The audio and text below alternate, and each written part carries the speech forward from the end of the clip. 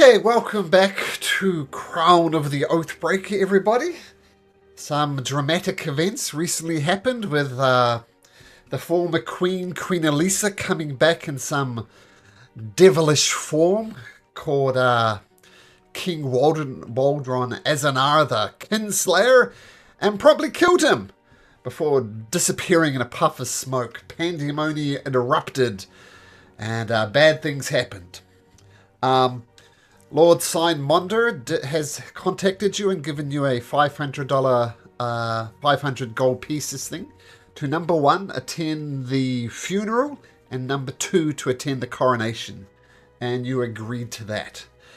But before we get there, we have to rewind time a little bit because of a couple of players being absent, and there's some stuff I'd like to go over with them.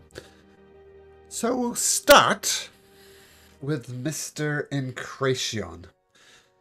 Now, I think, who was looking for that false identity? It was Vander, wasn't it? Vander? Yeah, Vander. Vander. So this will be for Vander, Incration, and Bone. So as things get chaotic after the murderers of the king and people are scattering left, right, and center. Well, we'll start there. Incration, what did you do immediately after the queen was slain and the chaos erupts? What would Incration be doing? He's just chilling, waiting for the chaos to subside and trying to pickpocket people as they go by to profit in the chaos. Okay, well, true to form, Incration, calm amongst the storm. Why don't you make me a sleight of hand check?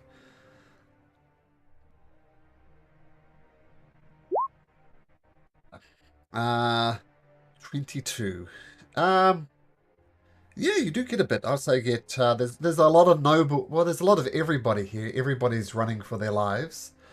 You get 5d6 gold pieces of, 5d6 gold pieces of various people. So you pocket a total of 18 gold pieces, as things, go past and people come left, right, and center. And as the things calm down, you see, actually make an insight check, Incration. Insight, okay. Can I, too late.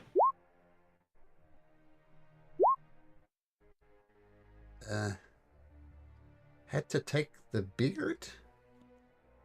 Oh, wait. Shaved. I need to look. Yeah, in real life. Ah, I see.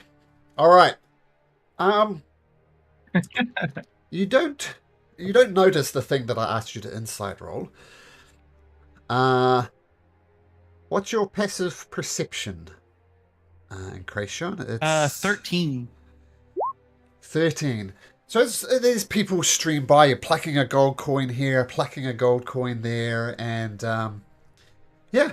And eventually the crowd dies, and inside the dog pit where this assassination happened, you go to check your pockets. All the gold you've pickpocketed has gone. And any gold you had is gone. You hear a tap on your shoulder. And you look around and you see, this gentleman, Srati. And he's holding your coin purse, kind of twirling it between his fingers. Are you looking for this, friend? Yeah, that I am. Well, I'll give it back to you, but I'll just take a gold coin, just for getting one over. I think that's fair, isn't it? I'll take a gold coin for myself. I'll give you 5. You did pull a good one on me. All right. So keep all your gold except for 5. And he says, actually, I've been keeping my eye on you. You go by Incration, do you not? That I do, but I don't think I've had the pleasure to make your acquaintance there, sir. You can call me Srati. That's what most people call me around here. Srighty, I'll just put that in chat. Ah! Stop being weird, Roll20. Ah. There we go. So, Srighty. Yep, Bones got it. Yeah. So, I'd like to have a little chat with you, if that's alright, but, this is not the best place to do it. Yeah, why don't you, come with me? And, Well, there's chaos ensuing, so why not? alright. And he takes you... Does Mhm. Vander by any chance notice all of this?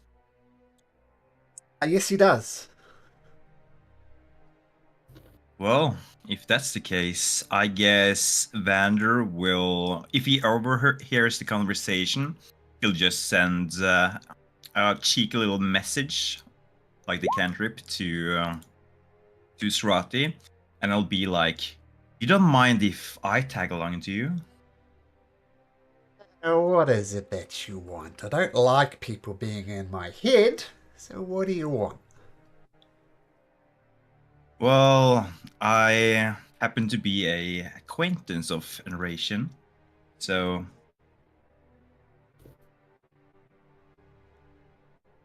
Sure. I think that if you were to show him something useful, maybe I would find it useful myself.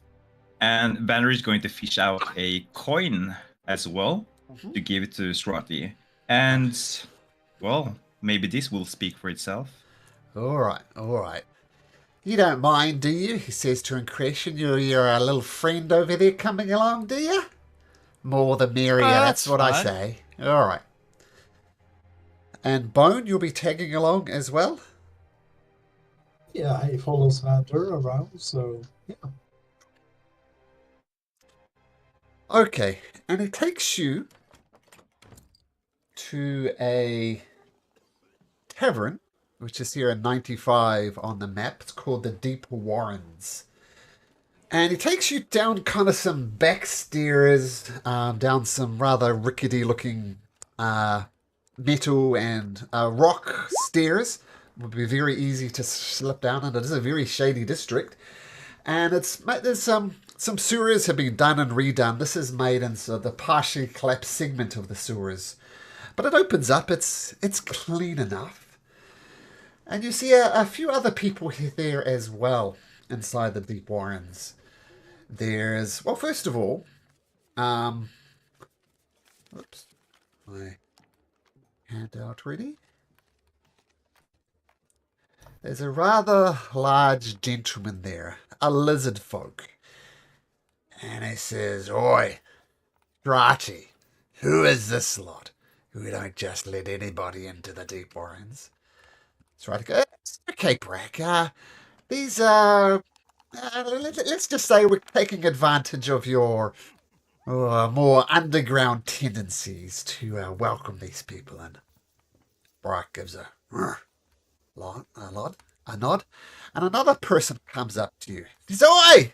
Welcome to the Deep Warrens, Srati, and who are your friends here? What's your name, sir? He says, pointing to Incretion. Well, I be Incretion, and this here be my acquaintances, Vandar and Bone, and don't feel out of place. Bone isn't much of one for words. That's all right, and what do they say? The king is dead, long live the queen. Am I right? No, that princess is a little bitch, to be honest. So, no, fuck her. Oh, it says Schofield. Well, I agree with you, friend, but and he steps away and shakes his head. And right, he says, all right, take a seat, friend.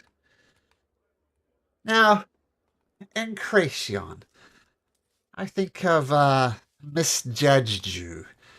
I thought you had potential. I thought you had a sensible head on your shoulders. And here you are disparaging the Queen. Now, don't get me But wrong, I think the Queen should be disparaged, but you don't say those things out loud. well, I mean, it's not like we're on the streets, so I figured you brought us down in this little, lack of better term, dungeon, and we were safe to speak our true minds here. I guess I misjudged where we happened to be.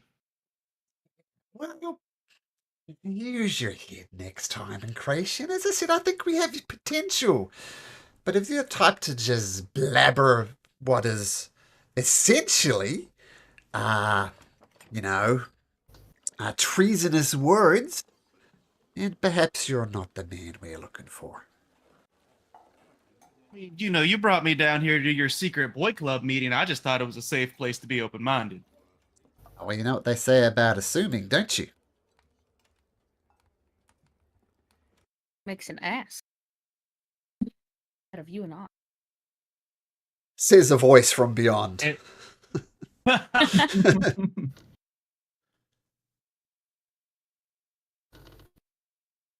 So, the It's king dead. is dead, long live the queen. Am I right? Yeah, you're right. Long live the queen.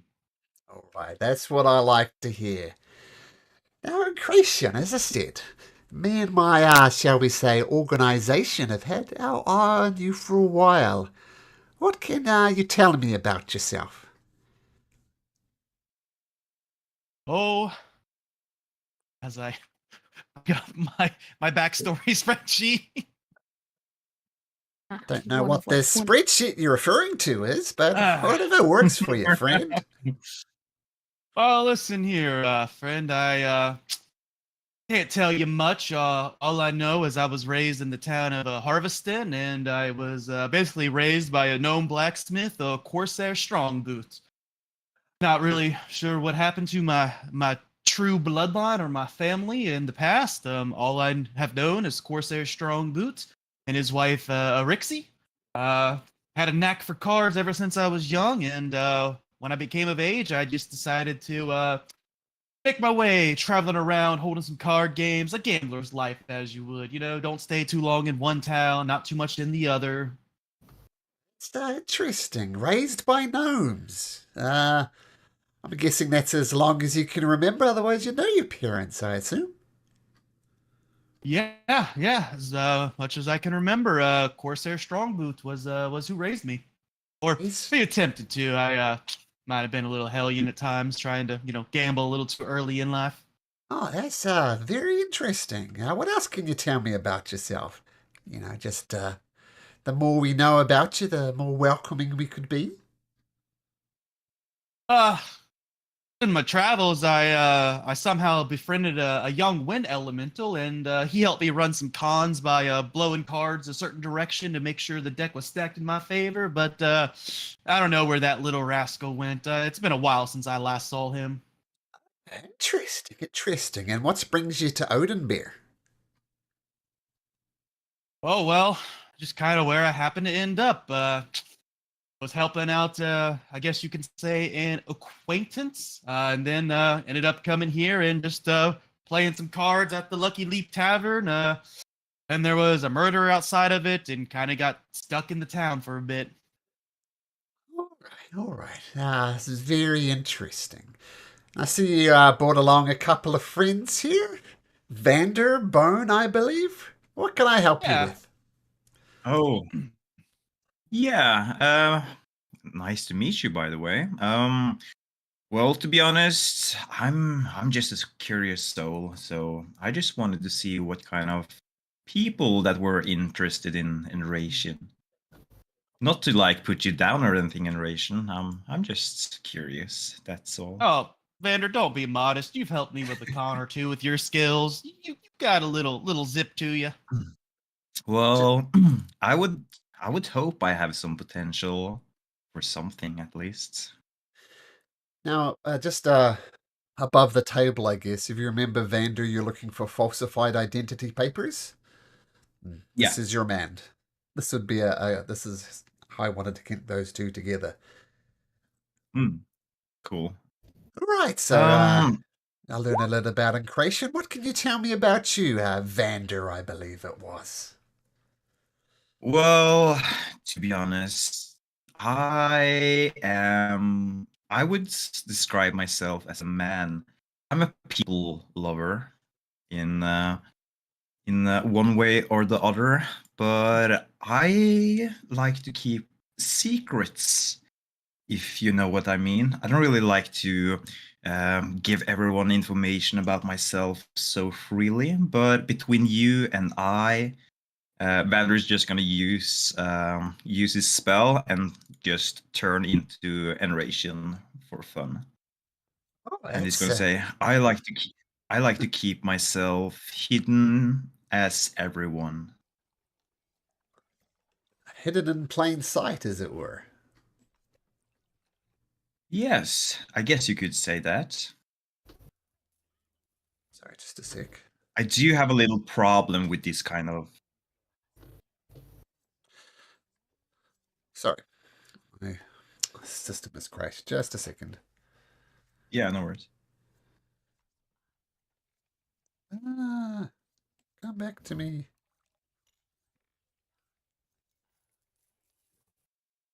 Is he muted? I'm muted? Can hear. No, it No. seems like Kenkyu is. Yeah, No, maybe not. that's the problem.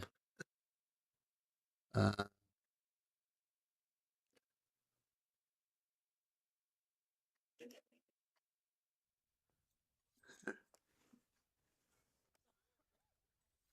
I don't I know. do hear the splashing sound though, so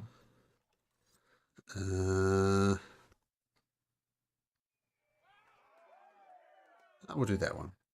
Okay. Um.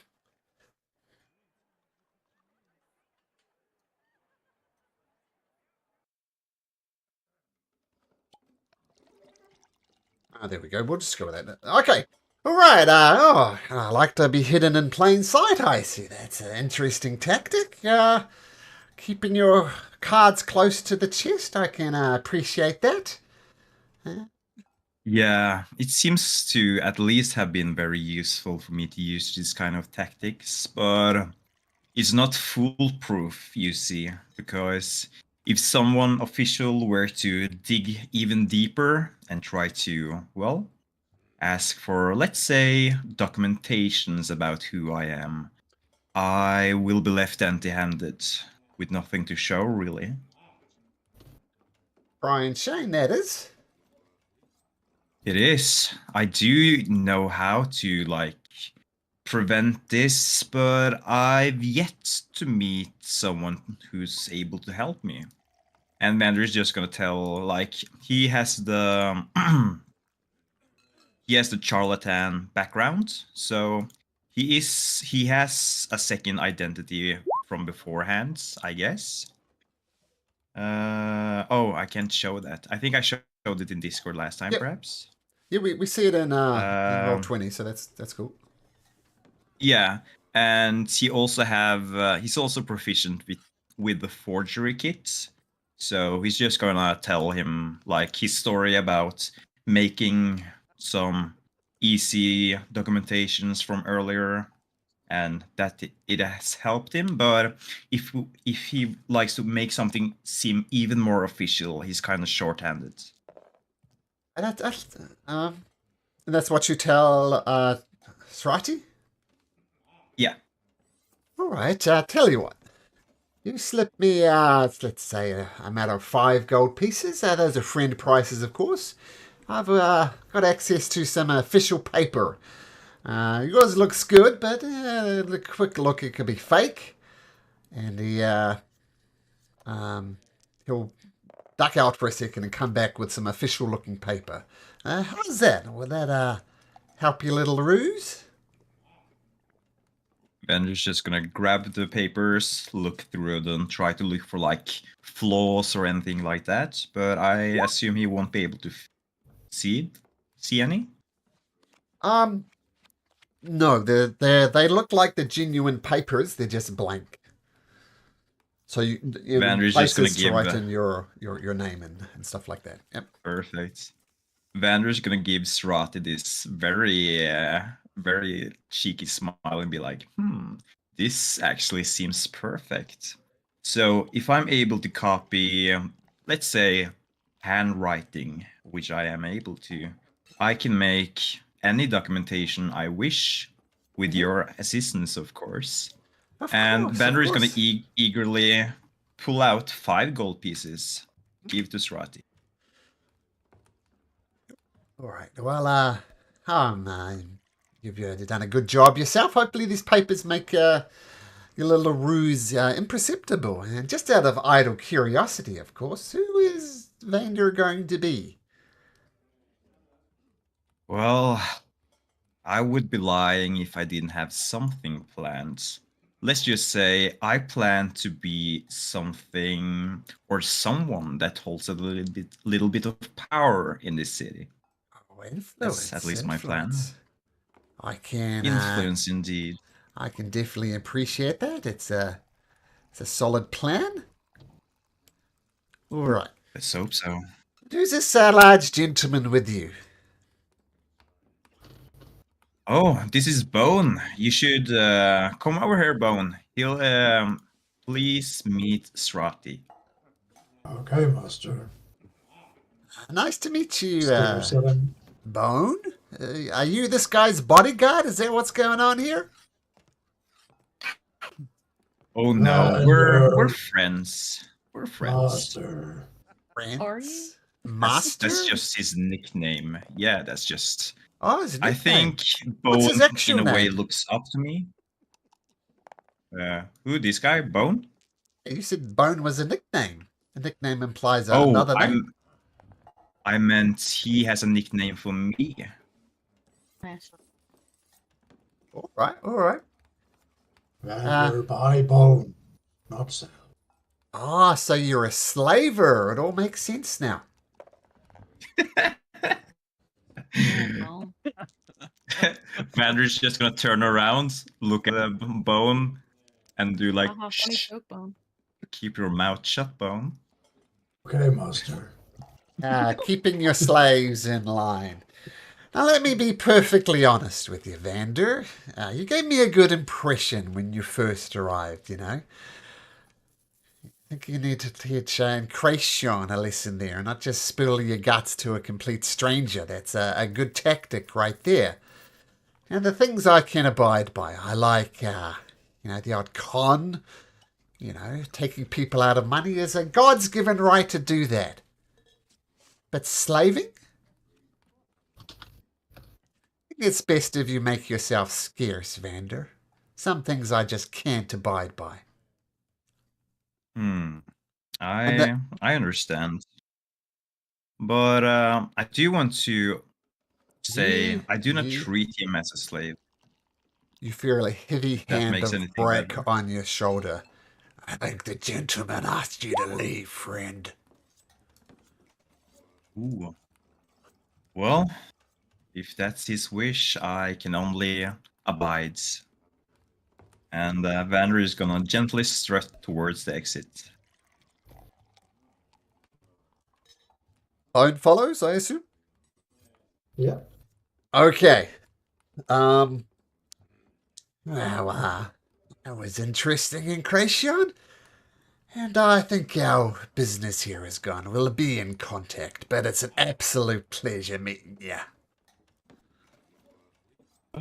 Pleasure's all mine. Guess I'll wait for word. Indeed. We'll see you later in Kracian of Harveston, adopted son of Araxi Strongbrute and Corsa Strongbrute. Absolute pleasure getting to know you. Do a little flourish bow. I was all flip a card between, bring out a deck of cards and flip a card between the deck. Sure. As I make my way out. So you make your way Throwing off back. some skills for him. Oh, yes. Well, we'll see if he's impressed or not. But you find yourself back on the streets of Eglarion, and I believe you guys were going to meet up in the Lucky Leap Tavern after this. So you make your way back to the Lucky Leap. Yeah, sure. The screen wobbles, and we find ourselves back on the cliffside with the sharks are currently consuming the dead body of the dead and mutilated body, as it gets dark quickly, of Gareth Gorso. So, Hezri, take you back to the scene. What would you like to do?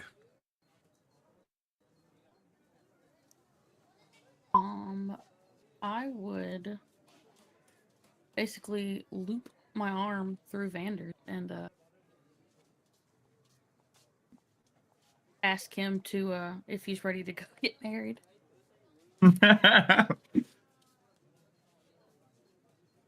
So at this point, I do have the fake documentation without Garrett's name, right?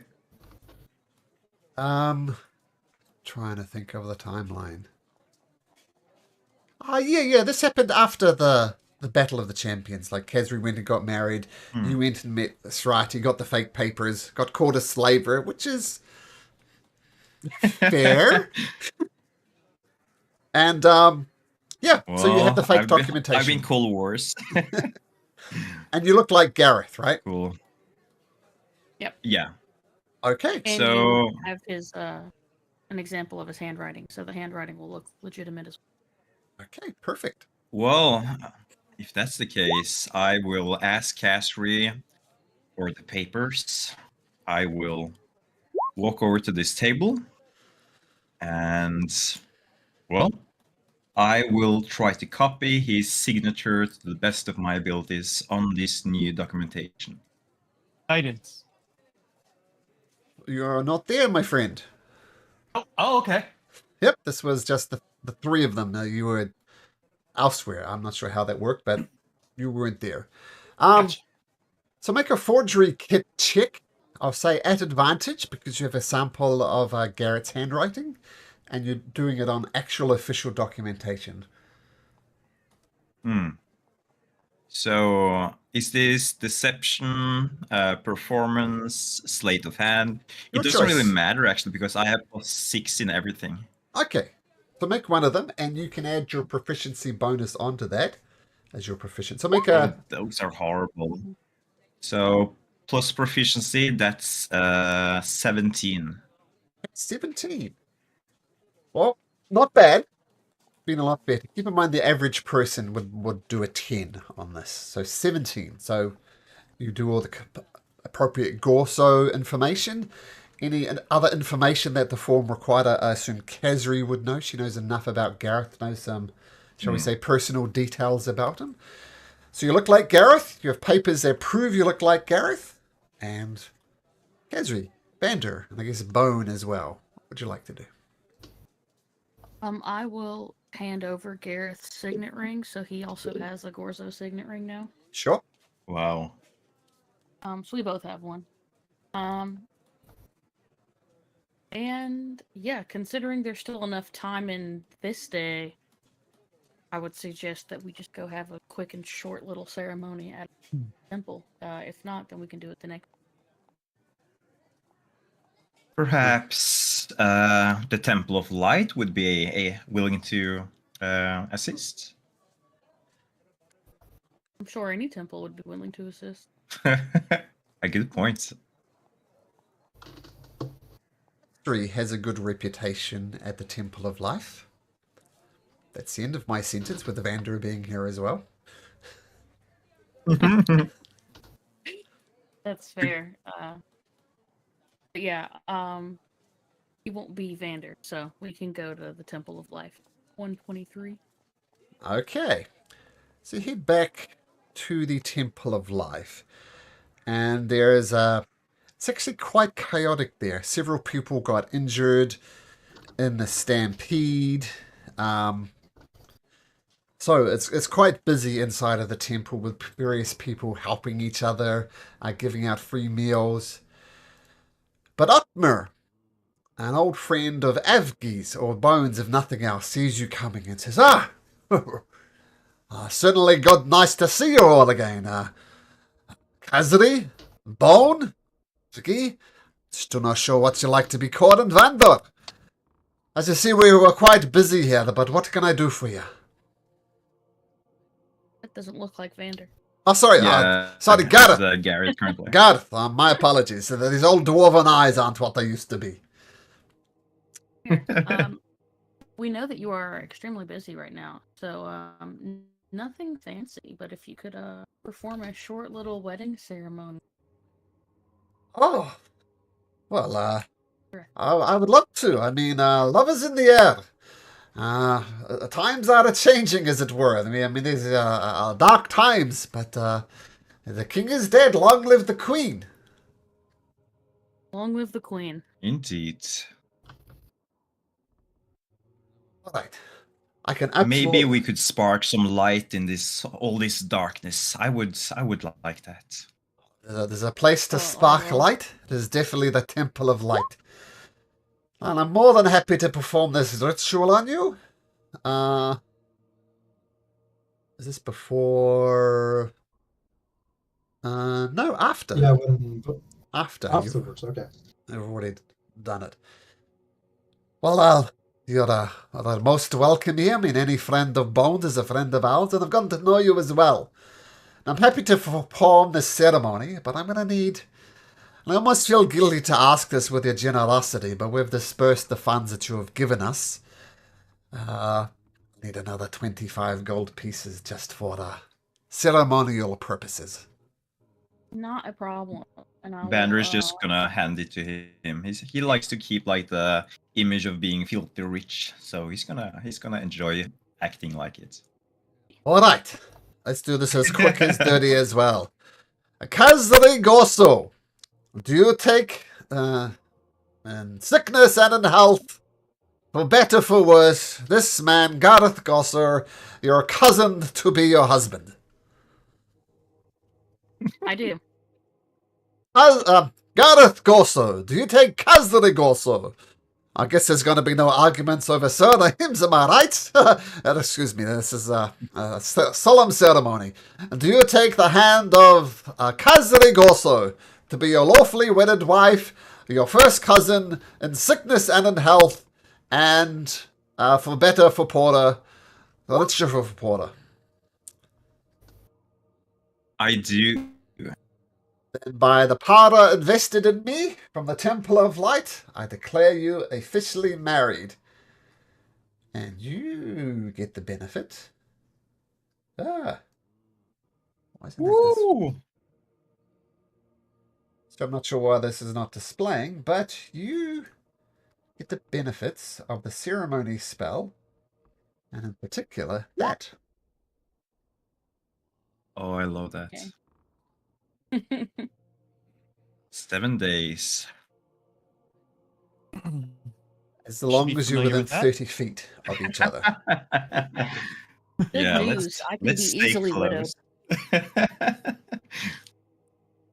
All right. And he quickly puts together some documentations, gets his own wax seal and stamps it on, and you have official wedding papers stating that Kazri Gorso is married to Gareth Gorso. Lovely. Low indeed. Okay. Sorry, while they're thank you getting very married, Bone, are you doing anything in particular? Standing nearby,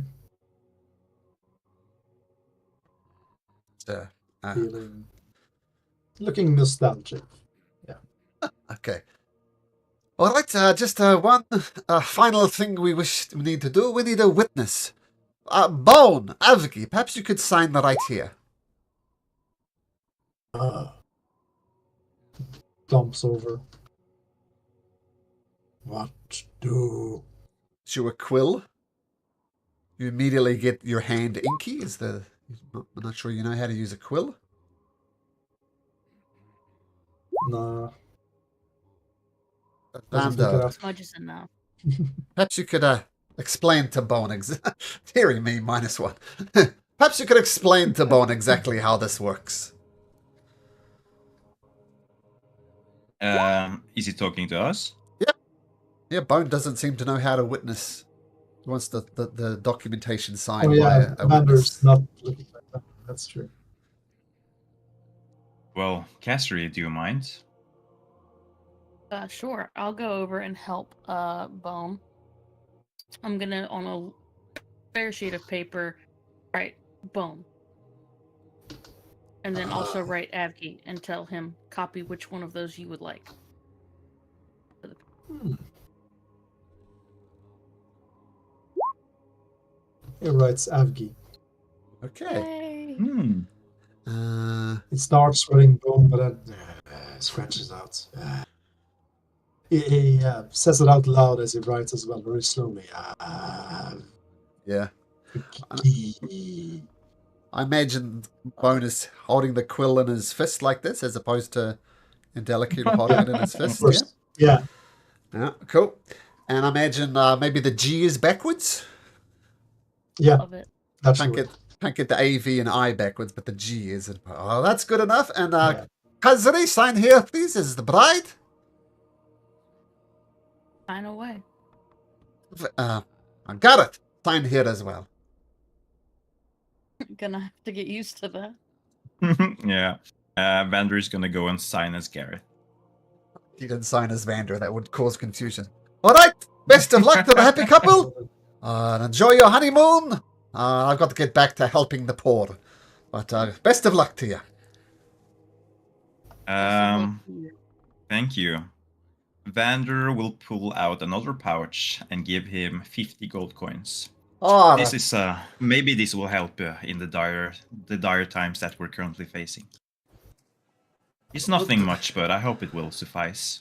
dire times. These are celebratory times, friend. We're about to have a new king. A queen. Well, you know what I mean, don't you? I most certainly do And not.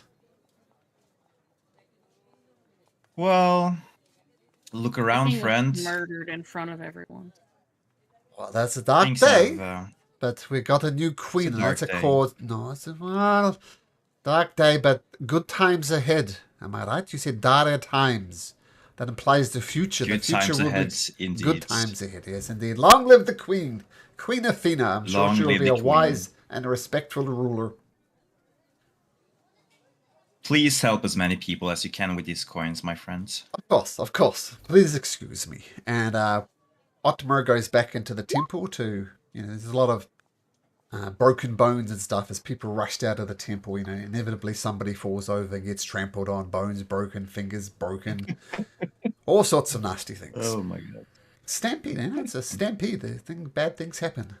Okay, and Evgi, not Evgi, yeah, Evgi, Evgi, Kesri, and Vander, aka Gareth.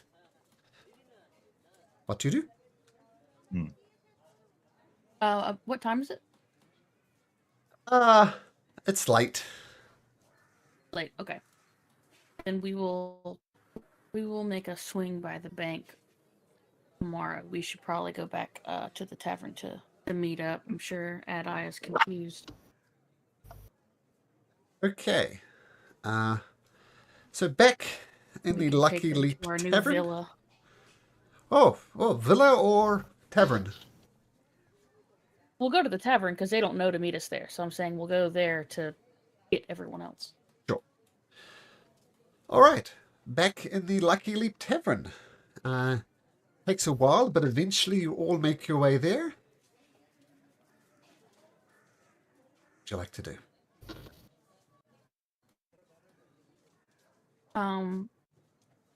Assuming that Vander is going to remain at least in this town looking like Gareth. Well, to be honest, I don't want to spoil too much of the fun, or create anything overly suspicious of being Gareth all the time. So I think once we get out of the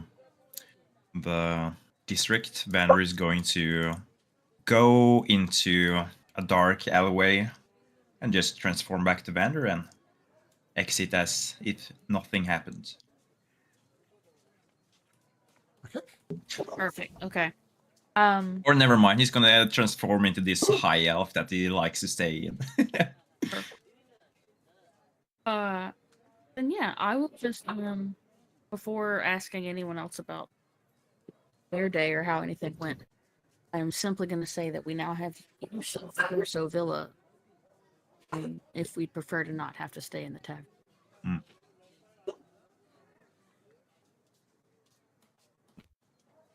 That works for me, I guess. Yeah, I mean, if you're not going to ask any questions, I'm just going to show you guys to the villa. Sorry, I was asking. Well, Incration already kind of knew the plan, so he's laid back and chill. How did you manage? Did you convince your father to intervene? No, I married Gareth. What? Yeah, like we got married, and I'll just like show the paperwork.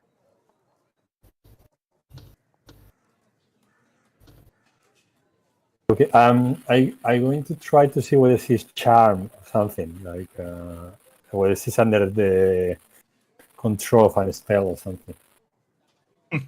I've never lied to Adam. Which I guess I fail. I don't know. You can roll something if you want. No, I don't need to roll it. Okay. Well, He's just- if you are happy with this, that's well, I respect that. I consider it a tool at my disposal. We have a nice villa to stay in, so. Well, you definitely do you. Oh, I'm yeah, happy I'm for. sure we're all tired of staying in a tavern when we have like a 3 or 4 story villa available down the road. Okay. Well, I honestly don't have any problem to stay here. I've been in a villa bigger than that one for a long time. But if you guys move there, I was telling them the others when you were not around that. Yeah, I think there are some things moving forward that we may need to consider. Say when you were. Now I know getting married. We were talking about some things that I heard before. I feel that what happened today with the king, it was not coincidence. That might be planned for a long time. Maybe the queen's mother is behind a plot to get control of this ground. I'm gonna like grab Ada's arm and tell him that is not a conversation to be had in a public tavern. We were more or less alone last time when we were discussing that. I assume we were the same. But nevertheless, I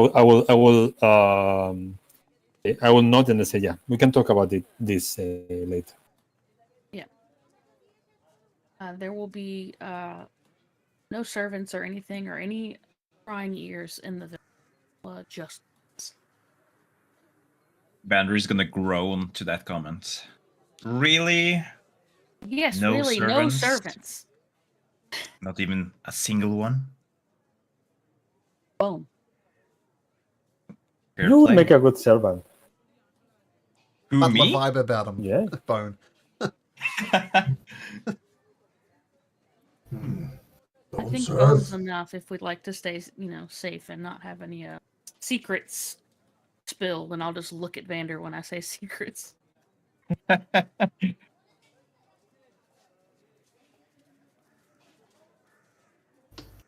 But yeah, if it's nothing to the rest of you, I would like to sleep in a much kinder bed than is offered here. The coronation was the next day, no? Is it the next day? Or was it today? I don't remember. The funeral funeral. and the The coronation. funeral is the next day. So yeah. Okay. So, Okay. yeah. Funeral Okay. is So the next then day. we have a chance to go back to the villa. Sure. In the morning, I might run by the bank. Get some gold out to go buy some funeral attire. Nothing major. No big withdrawals or anything. And Kasia, I would like to talk with you the same, to comment with you the same things I talked with the others the other day. I think Incration was also not there, no? I'm not sure. With what? Nevertheless, so I've been investigating a little bit about the past, and we actually talked with someone who was a witness of some of these events, who actually hired for today's funeral.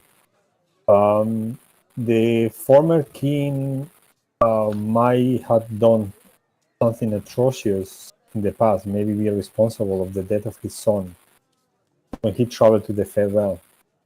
And I think that the queen's mother was behind that plot, that she kind of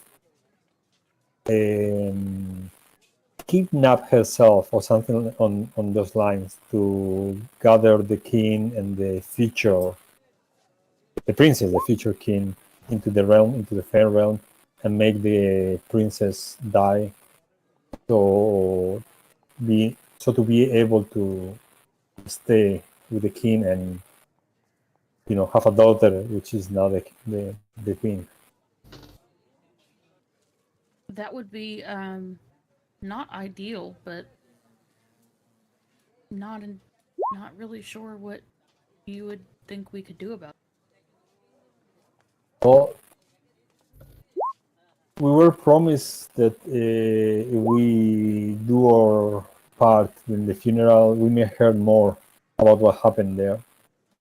I feel that if we take this thread, we may be able to find clues or maybe something that proof for what happened may help us protect this realm from an impostor that is trying to put her blood into the kingdom. Are we getting paid? Well, we got paid. Oh, we did get paid. That's right. Yeah. We got paid. But that's Well, not my main motivation. And I don't know what's wrong understand. with you guys with the money. You are always thinking of money. Okay. Can you blame us, I- Adai? I can't blame you. understand I your thought you liked motivation is- living here in this realm, and I'm not. How do you think this realm is going to look like in 5 and 10 or 10 years if the queen is getting her beat? You All I'm immediately saying is that I collapse. understand. Adai collapses on the floor. He falls backwards and his eyes sink deeply in the back of the head. You can only see the pupils of his eyes. What? What? Gonna rush out to check if Adai is okay. Yeah. Oh, Adai?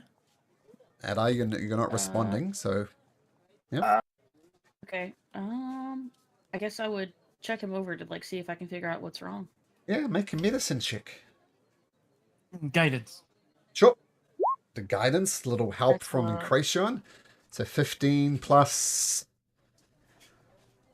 the D4, 116.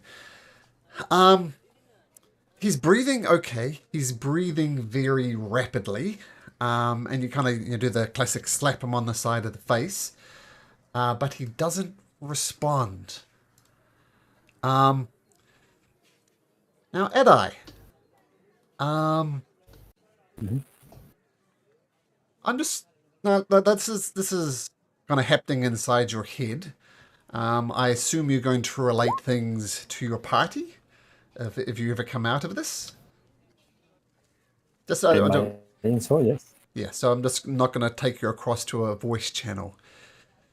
You find yourself awakened, and you're in a like an alleyway, and you look around, and up ahead there's a dark purple sky, and lightning is shooting from above, and you look around, and there's a corpse of a person, and it looks as if it's been partially eaten. You see like bite marks, and part of its leg is missing, and it turns around, and this head kind of turns to you and looks at you, and it tries to get up and kind of grab you, but there's a broken piece of the alley kind of keeping him pinned down, and it's just reaching towards you going, "Ugh." What do you do? First I approached him thinking that maybe I could do something for him, but when it's attacking me, I moved back and I tried to figure out, to put the pieces together to see what happened. What is the creature that has beaten it? And just make me a quick history check. No, actually, Ed, I would know this. You hear the voice. It's a kind of a familiar voice. If you remember, there's the spire of the speaker, and it gives announcements. And this is where, if you remember, in our first session, I was talking about the King's Games and other important things. Mm-hmm. You hear the voice of the speaker of the minaret, who gives the announcements. You remember from your history lessons as a young boy that Wayron Theolone, that guy there, is the guy who gives us speaks, and you hear his voice, but it's a bit different. And you hear it saying, "Remember, God dear, do not fear death. Death is just the next step on the path of life. Do not fear death, you will rise again as an undead. Undeads live forever. Embrace the undeadness. Sacrifice your life. Arise in power." And he just keeps on going back and forth, expounding the ideas of how being undead is such a great thing. And you take a moment and you get your bearings. And you realize you're in Oathbreaker. Oh, maybe you guys can't see that. Let me just make sure. Oh, we can. Oh, you can, yeah. And you get up and look around the streets, and you are indeed an Oathbreaker, but it's not the Oathbreaker you remember. There is something in the middle, you know? I think about putting him out of his misery when I realize about my surroundings, and I try to find a familiar place, something that I can use as a coordinate to figure out where to go. Okay, we'll make a history check.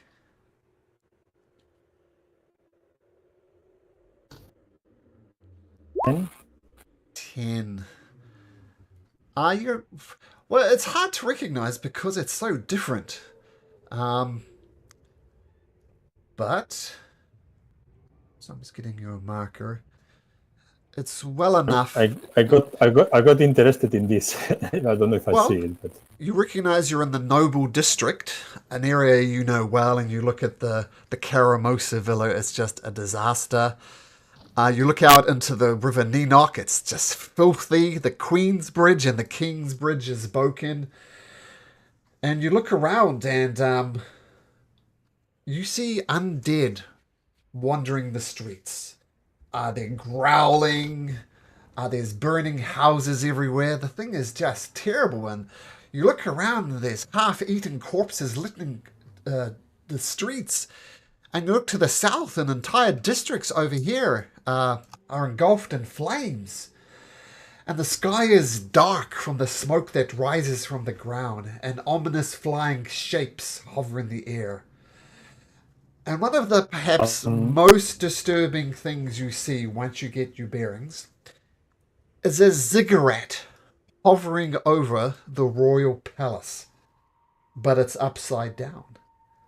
And unceasingly pouring out of the ziggurat is an undead, just pouring out of the ziggurat, just zombies, skeletons, completely covering it, so the entire palace is just covered in a writhing undead corpses, and the ziggurat floating above it continues to pour down undead onto the palace. Quite disturbing. I for a moment I look in disbelief, and then I remember that my friends might be in danger, so I rush into the villa. You run into Kiramosa Villa? No, into a former Garrett's villa. Into the villa from that we are now. Oh, the Gorso Villa. Into the Gorso Villa, yeah, sorry. Okay, you rush in. The Gorso Villa is in disrepair. When the moment you saw it, it was clean, it was tidy. Your friends were there, and you see some zombies wandering around in there, just bashing into furniture. There's about 6, 7, 8 of them. and they all turn the direction to you and start lumbering towards you. Very slowly, but there's 8 of them. Do I recognize any of my companions? Make a perception check.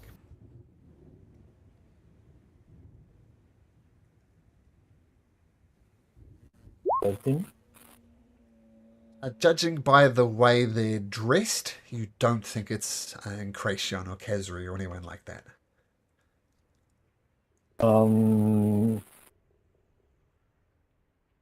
I think for a second whether I will run away or not, and I try to keep it together, and I move towards the cigarette. Okay, so putting the zombies behind you, you turn around and you see once again this upside down ziggurat pouring undead onto the royal palace. And then you notice there's more corpses wandering the street, and there's about 20 of them approaching you from this direction. Lumbering slowly, but lumbering nevertheless. And they all see you, and you're the only living thing you've seen so far, and they start pursuing you. What do you do? For the moment, I'm gonna run it. I'm gonna try to outrun them. Okay, so I check when I'm running whether my magic works, whether I can, for example, I have a spell that allows me to go faster. I try to use it. Cast the spell, just fizzles. And so you're running away from these things, trying to tap into your magic, but it's not working. And you look around desperately for a way up, and you look up in the sky, and you see something perhaps even more disturbing than the ziggurat. There's a gargantuan bulbous globe of inflated skin with huge eyes, gigantic mouths, and enormous hands protruding from its lower body, slowly floating through the smoke-filled air above the city. And it sits down here on the old wall and looks around, and it sees you, and it lets out almost like a bird-like caw and flies and starts heading your direction. I mean, this thing, its wings are maybe 20 feet each, so like a 50-foot wingspan, and it's diving down towards you, Ade. What do you do? Yeah.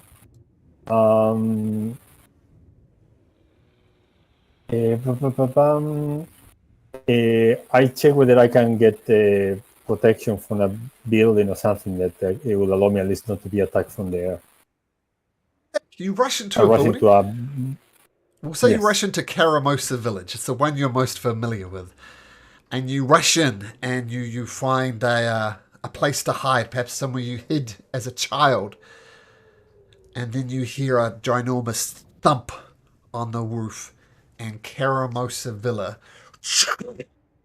comes down, and you are crushed beneath the villa. And at that moment, Does it look like a dragon? Ooh. gargantuan bulbous globe of inflated skin with huge eyes, gigantic mouth, and enormous hands protruding from its lowly body. Whatever it is, it's not a dragon. And then you come to back in Gorso Villa, back where you started. I wake up with a jump, and I grab the first person who's near me. I don't know who is. Oh, there's 3 of us around you, so pick. I grab you. Funny if it was Vander. And I grab you with the strength, and I start shouting, "Death is coming! Death is coming! Death is coming to us!" Did you In a look in good for way or a everybody, bad man? way? Everything is gonna be destroyed. Everything. All your dreams. Everything.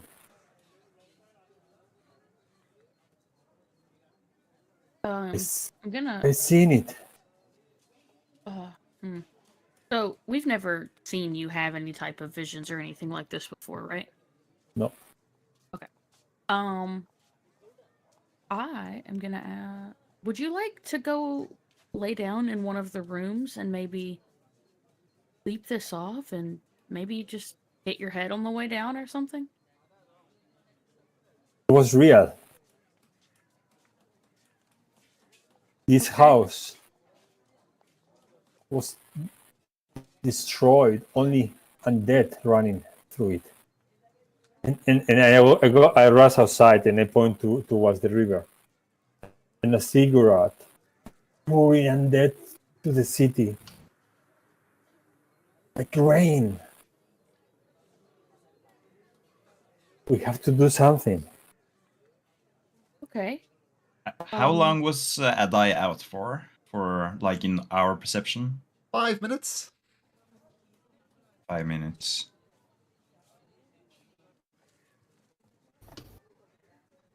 Well, Adai, this all seems like a lot of information.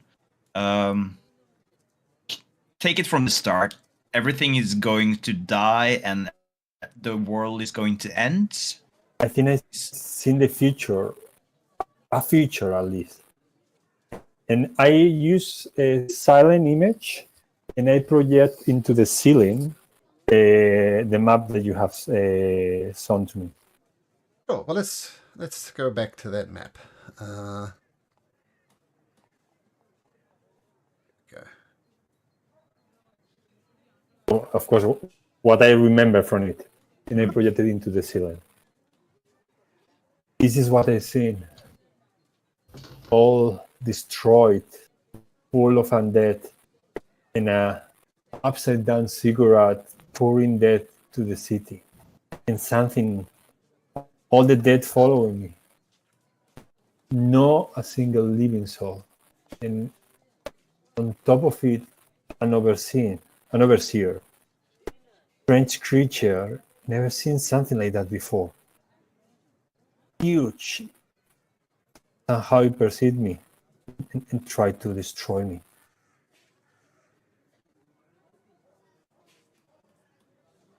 Well, this sounds not plausible, Adai.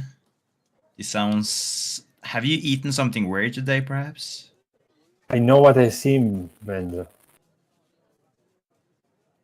And I know how he felt.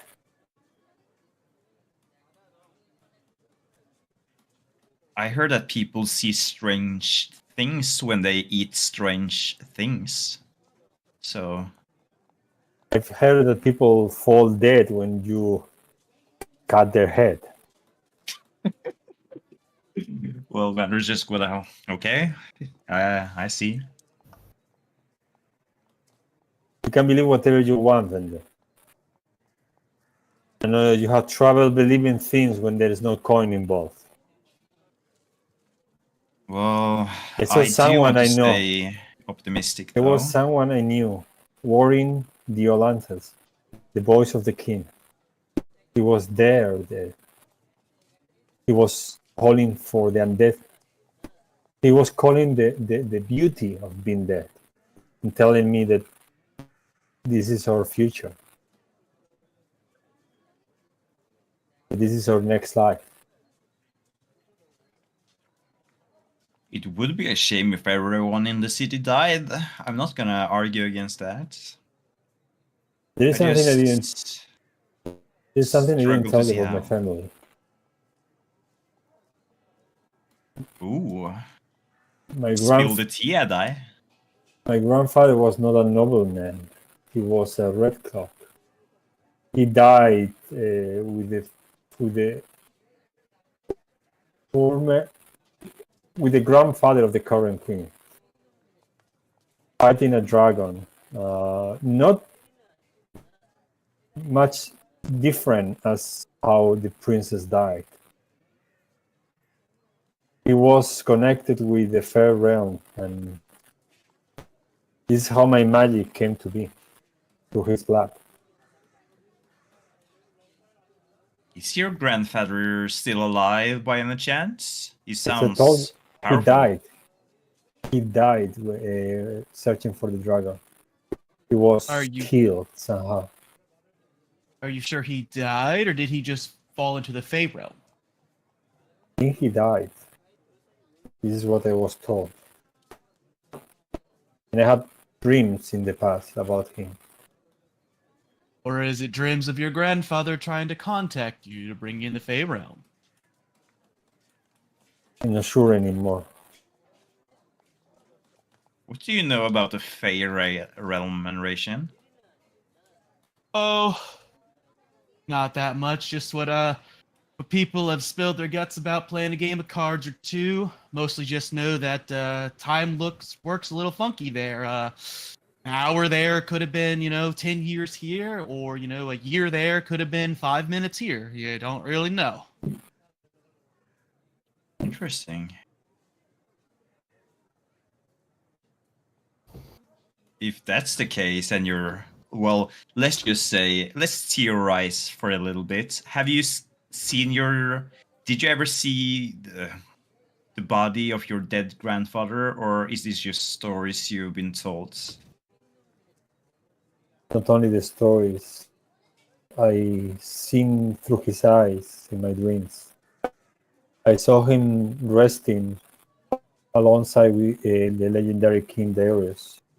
I saw him gazing his notes when they were searching for the dragon, and I seen an assassin, someone killing him, and tricking the others, thinking that my grandfather was killed by an outsider, but somehow was someone connected with the king.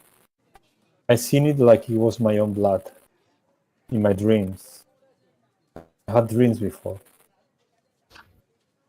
Does it seem like those dreams that you're having, that there's like any point to them, or are there just like fragments of memories not making any form of sense? This is different. The other dreams were something that may have happened. I'm telling you, this is something that is going to happen. This is a future.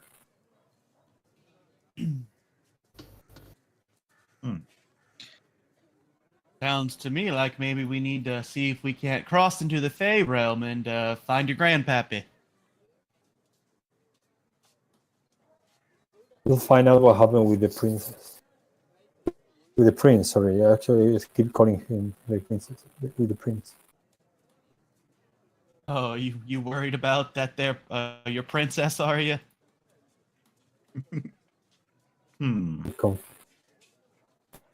Sorry, I'm just too tired to... And I sit down to rest. You're Well, sitting no down need to to fret rest. now. Head up to the 3rd floor of Grosso Manor. Feel free to claim a room. Caster storming into Oh. the big one.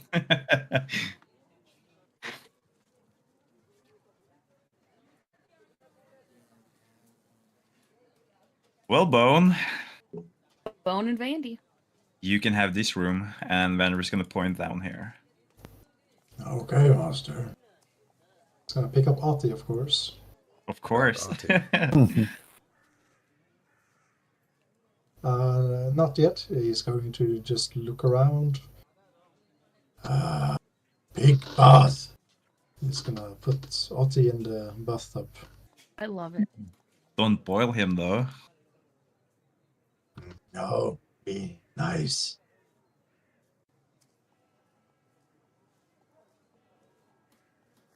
How water?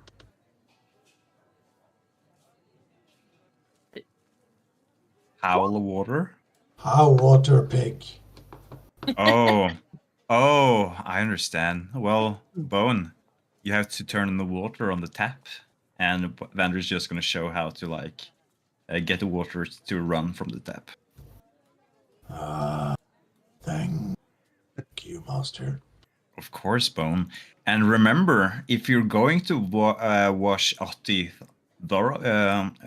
thoroughly, you have to also apply soap to him. That will make him squeaky clean. So, Gotta shout in there. Wash it Vander, don't forget to show him how to shut the water off so he don't flood the place. Smart. Good call. Yes, and when you have to, when you're done bathing Artie, you have to turn the water off because it doesn't turn off by itself. And Vander's just gonna show him how to apply the soap to the pig. He's not gonna touch Artie himself because he doesn't really like touching a filthy pig because it's Vander. He's just gonna tell him with words.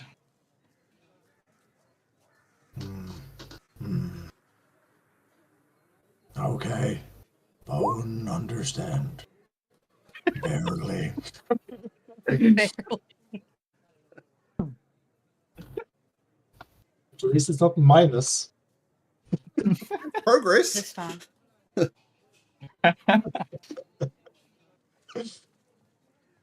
Yeah, Bone's gonna wash the pig. Very good. Otti enjoys the bath.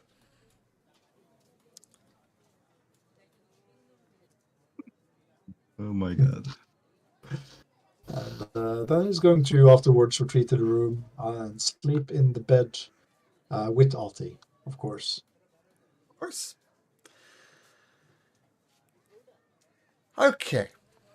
So as the day draws to a close, with Kazri lighting a fire in their fireplace, soaking in some luxury she perhaps grew up with, she revealed to you she's of noble birth. Now she's married to a noble. Married? Well, no, actually she is married to a Vander. And you conducted a ceremony together. You're getting the benefits of a marriage, so you are married to Vander. So it was in the guise of Gorso, but I don't think that matters. You are married. And the events of the day, the assassination of the king, this horrific vision that Adai had, and Kracion being contacted by some organization, and unless anybody Where's wants... Vander going to bed? He's sleeping on the rug? Nah, I'm going to sleep in the floor beneath us. I remember there was like this big room with pianos and stuff like that, a harp, and Vander is probably just gonna, he's gonna try to organize putting a bed in here at some point, but currently he's just gonna bring out a sleeping mat. He likes a space, and he likes to try to tamper with the instruments here in here as well. Okay. All right. So consider yourself long rested. And the day starts. Kazri, I believe you have some business at the bank. I do. So does Gareth. So, I guess like tabletop, a question. Sure. For Torrid, really, are you going to keep it from Adai that you're being Gareth and like come and go as different people? Good question. I think for the time being, I'm not gonna specify that Vander is in fact Gareth. Okay. So you can change disguises after. That was what Yeah. I was getting at. Like, if Adai figures out, I'm not gonna keep it a secret or like deny it, but I'm not gonna be open about what's happening with anyone Groovy. in that regards. You've shown Bone that you're transformed, at least at the end of the bloody wedding, of course. Well, I would like to transform between Vander and Garrett as much in private as possible, just to like keep it as an how do you say it?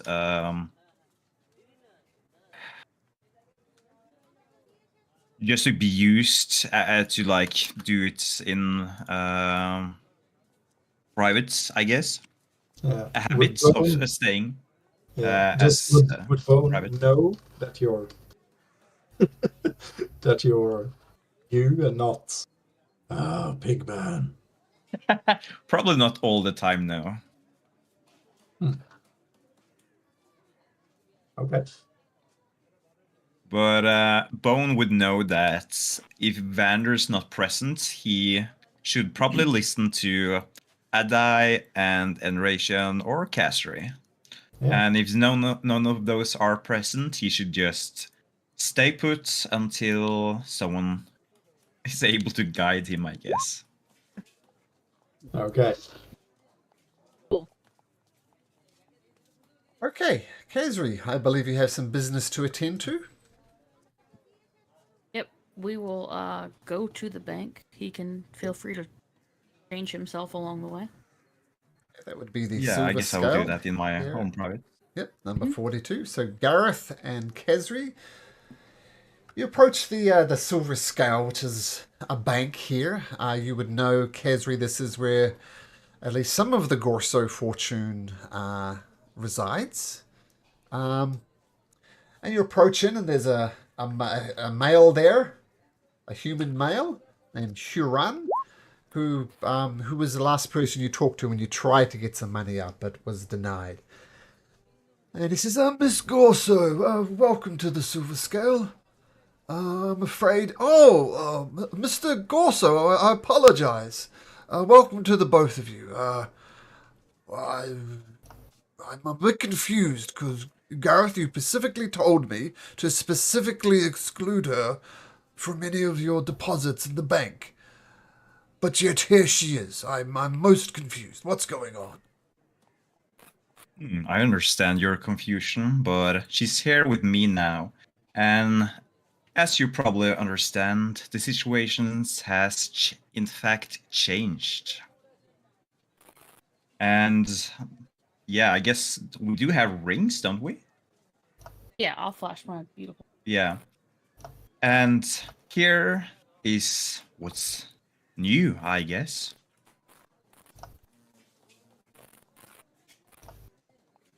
We got married is the gist of it. I've come to my senses. Well, congratulations. I guess they're in order. So, part for the Silver Scale, I extend my warm congratulations. Well done. I must Thank you say, so much. Thank you. but this is what you always talked about to me, Gareth, about how much you wanted to marry this young lady. So I'm glad things worked out. Water under the bridge and all that. Anyway, I assume you're not here to keep me up to date on your nuptials. Well, what can I help you with? Yeah, we definitely would like to do, small renovations on the villa since we haven't been in it in a while and we want to stay in town. And of course, plan a honeymoon. So just, just make a nice a withdrawal to handle those things. And I'm assuming Cassidy she would know what's the normal amount and not absorbent for a noble withdrawal. Are you guessing there'd be about 10,000 gold pieces in here? Would be your balance. Okay. About that type of number. Then yeah. We will withdraw. What do you think, dear? 1,000 or 2,000 gold would be enough to cover renovations and a honeymoon. I think that we shouldn't be greedy, Cassidy. I think your first proposal sounded the fairest.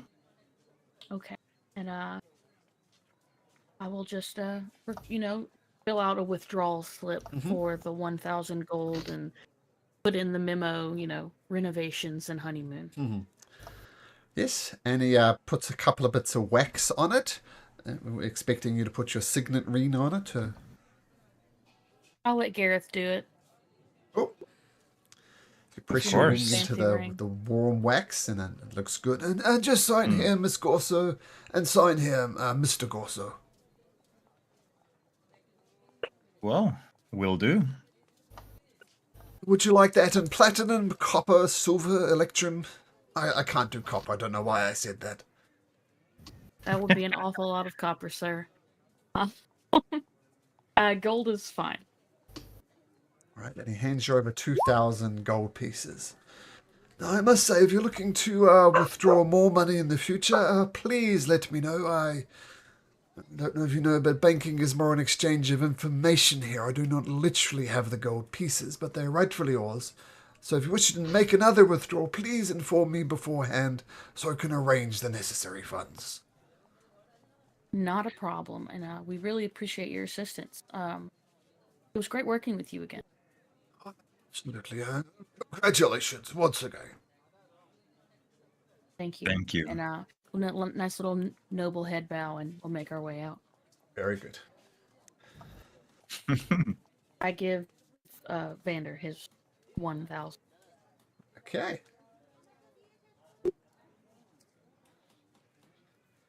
All right. So I Feeling think a little better about the future. let me That deal was with that fun. for you, Kesri. I can do something with that, hope. Okay, so unless anybody's got other business, we can go back to where we were starting before, where we ended last session. So, for those of you... Exactly. For those of you who weren't here last week, or were here for the session, I got this. Oh, no. Oh yeah, the map that had to be like loaded for quite a while, I think. This is... I think I got this wrong. That's just a sec. Let me take you back to one that will be normal. And... where... Oh, here we go. This one. Yeah, so you might want to zoom out and zoom in. This is a map's particularly long loading. So if you zoom, this is what the developer said. Zoom all the way in, then all the way out, and hopefully it should snap into place. Ah, there it went. Yay. So it kind of takes a while.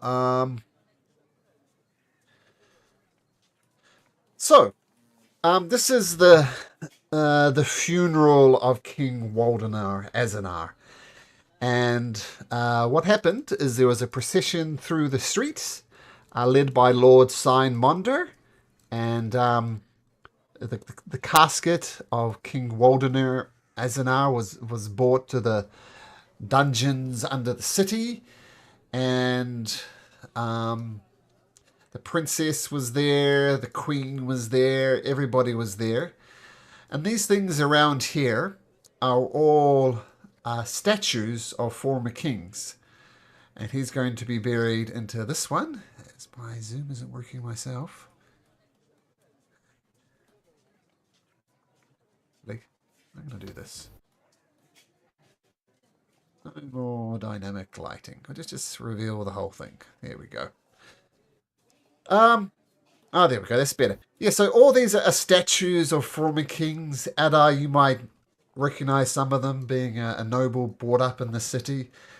And this one here happens to be the king. It's been the statue of him has been prepared, and there's a sarcophagus behind there. And let's bring up my notes.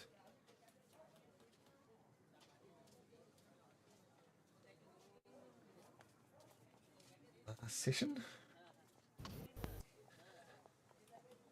Okay, and as sorry,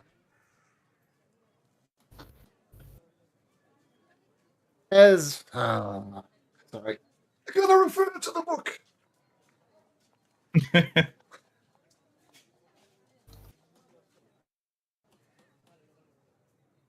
Oops. Okay, as the king is brought in and various nobles around the place are in attendance, and you guys happen to be back here, as the king is brought in, the statue of the former Prince Kazanar, kind of shakes, and then his glaive that he's noticed to have wielded, is very much his signature weapon, detaches from his statue with a sickly green tether, and you hear a voice echoing around the chamber, and it says, "Murderer, your line will end here, and your deed will be avenged." And as this kicks in,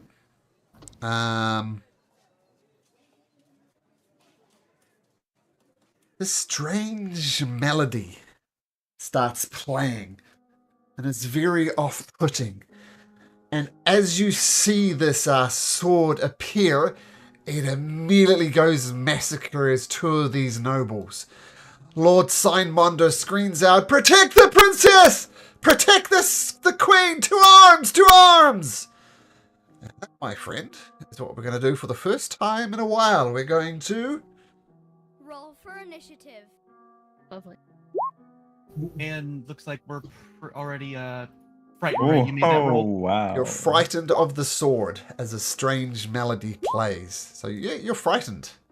Don't want to get closer to the sword. Ender, I'll match you on that. Look at us. Okay, and the sword. And I'll just put the nobles in. They'll all hacked on the same turn. But Lord Signmondo won't. And we'll just do this one like this. 10 for the commoners. So it's off-putting with this song playing. It's odd. But as this ghostly glaive comes and tethered from there, people just start screaming and running. And then immediately, with 2 swipes, cuts down 2 of the nobles. And Kracian, you're first to act. What do you do? Well, since I'm afraid, and I particularly do not care for the princess, I will move to here to bonus action hide. Or action guidance myself, bonus action hide. So, Okay, stealth with a D4 is what I'm hoping to do here. sure. Ooh, okay. That's going to make it a 15. 15. Okay, so you duck behind there. At the end of your turn, you can make another saving throw for a wisdom check to try and break. So just a sec. 15. 15 is not enough. You remain afraid of this vision. Okay, Vandor, you're the one of the people who was not afraid of this ghostly glaive. What do you do?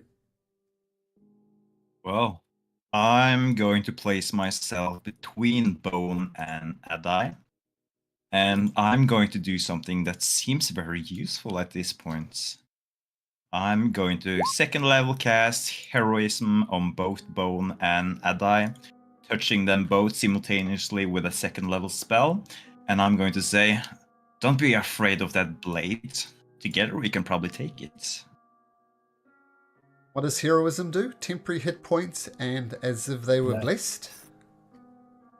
No. They can't be frightened. And They it gives can't be temporary hit frightened. points as well. Okay, so that was Adai and Bone. No Yeah. longer frightened. Okay, nice. Very cool. And by the way, as you're carrying behind this statue of a former king and you hear this melody, it burns in your brain. You take 4 points of psychic damage in Kracian. Incration or Vander? On Kracian. I just forgot to do it on Incration soon. Vander's fine. Oh, okay. Okay, so Vander casts the spell, Bone and Adai, as you hear this melody infecting your brain, it cuts off. And this sword immediately comes in and as a just... bonus Yep. action, I will Bardic Inspire Kasri. Okay, a little bit of bardic inspiration for Khazri. Okay, and the sword just massacres a couple more nobles. And the nobles, some of them just start scattering around the place, getting as far away from this thing as well. Most of them rush for the door and start bashing on the door. The door does not seem to be opening though, as they just scatter in various directions. Okay, as they're scattering, Adai, what would you like to do? I take the fear thanks to Vendu, and I move forward, and I tell my friend Von, I think we need to crush that sword. This will help you. And I cast on his weapon a magic weapon. Maybe I think it's wrong. No? And this is my bonus action, and with my action, I'm gonna move. I'm gonna cast a cantrip, so firebolt into the Roll to the hit. sword. Oops. Okay, the firebolt erupts out and you hit the glaive 22. right in the dead center, and the fire harmlessly dissipates. No damage done. Okay. Hmm. And I'm gonna move here, and that's my turn. Okay, cool. Okay, Bone, as you shake this sphere off, what do you do? He's grab his now glowing sledgehammer, and he's going to rush past these people, and he's going to push Princess Athena out of the way. Not to save her, but he's not going to. Oh, she doesn't like that. Simon as well. She doesn't like being I like pushed that. by anybody, so she's going to try and resist. Throws a 5. Bone, yeah, Oh, shall I do a- you don't even need to roll. You just barge past her. Okay. And he's going to rage as Yes. he's stomping forward fast, and he's going to recklessly attack with his sledgehammer. Okay, That's a beautiful 19. hit. Your hammer clangs harmlessly against the sword. Oh, even with magic weapon? Let me just check something. Yep. So magic weapon is just a mid-turns of magical. Yeah, you have a magical sledgehammer. Ba-dang! No damage at all to the sword. Oh, bones not there. 20 to hit does nothing. Good to know. Let's see, he's going to try recklessly again. Okay, swinging once again. You 21. connect right on the hilt of it, thinking you're going to break it. Clang! No damage done. Ooh. Aura. Mm. That's going to be his turn. Looking at your Yeah, hammer, it's a 22, if that matters. at 22 21, misses. Well, 22. you do no damage. I'll put it that way. You Okay. connected, your hammer connected to the glaive. There was a loud ringing sound, and no damage was done. So make of that what you will. Kazri, you are frightened and inspired.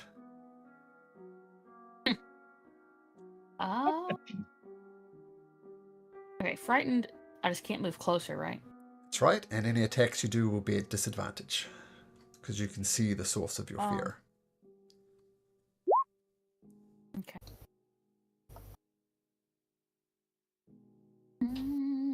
Okay.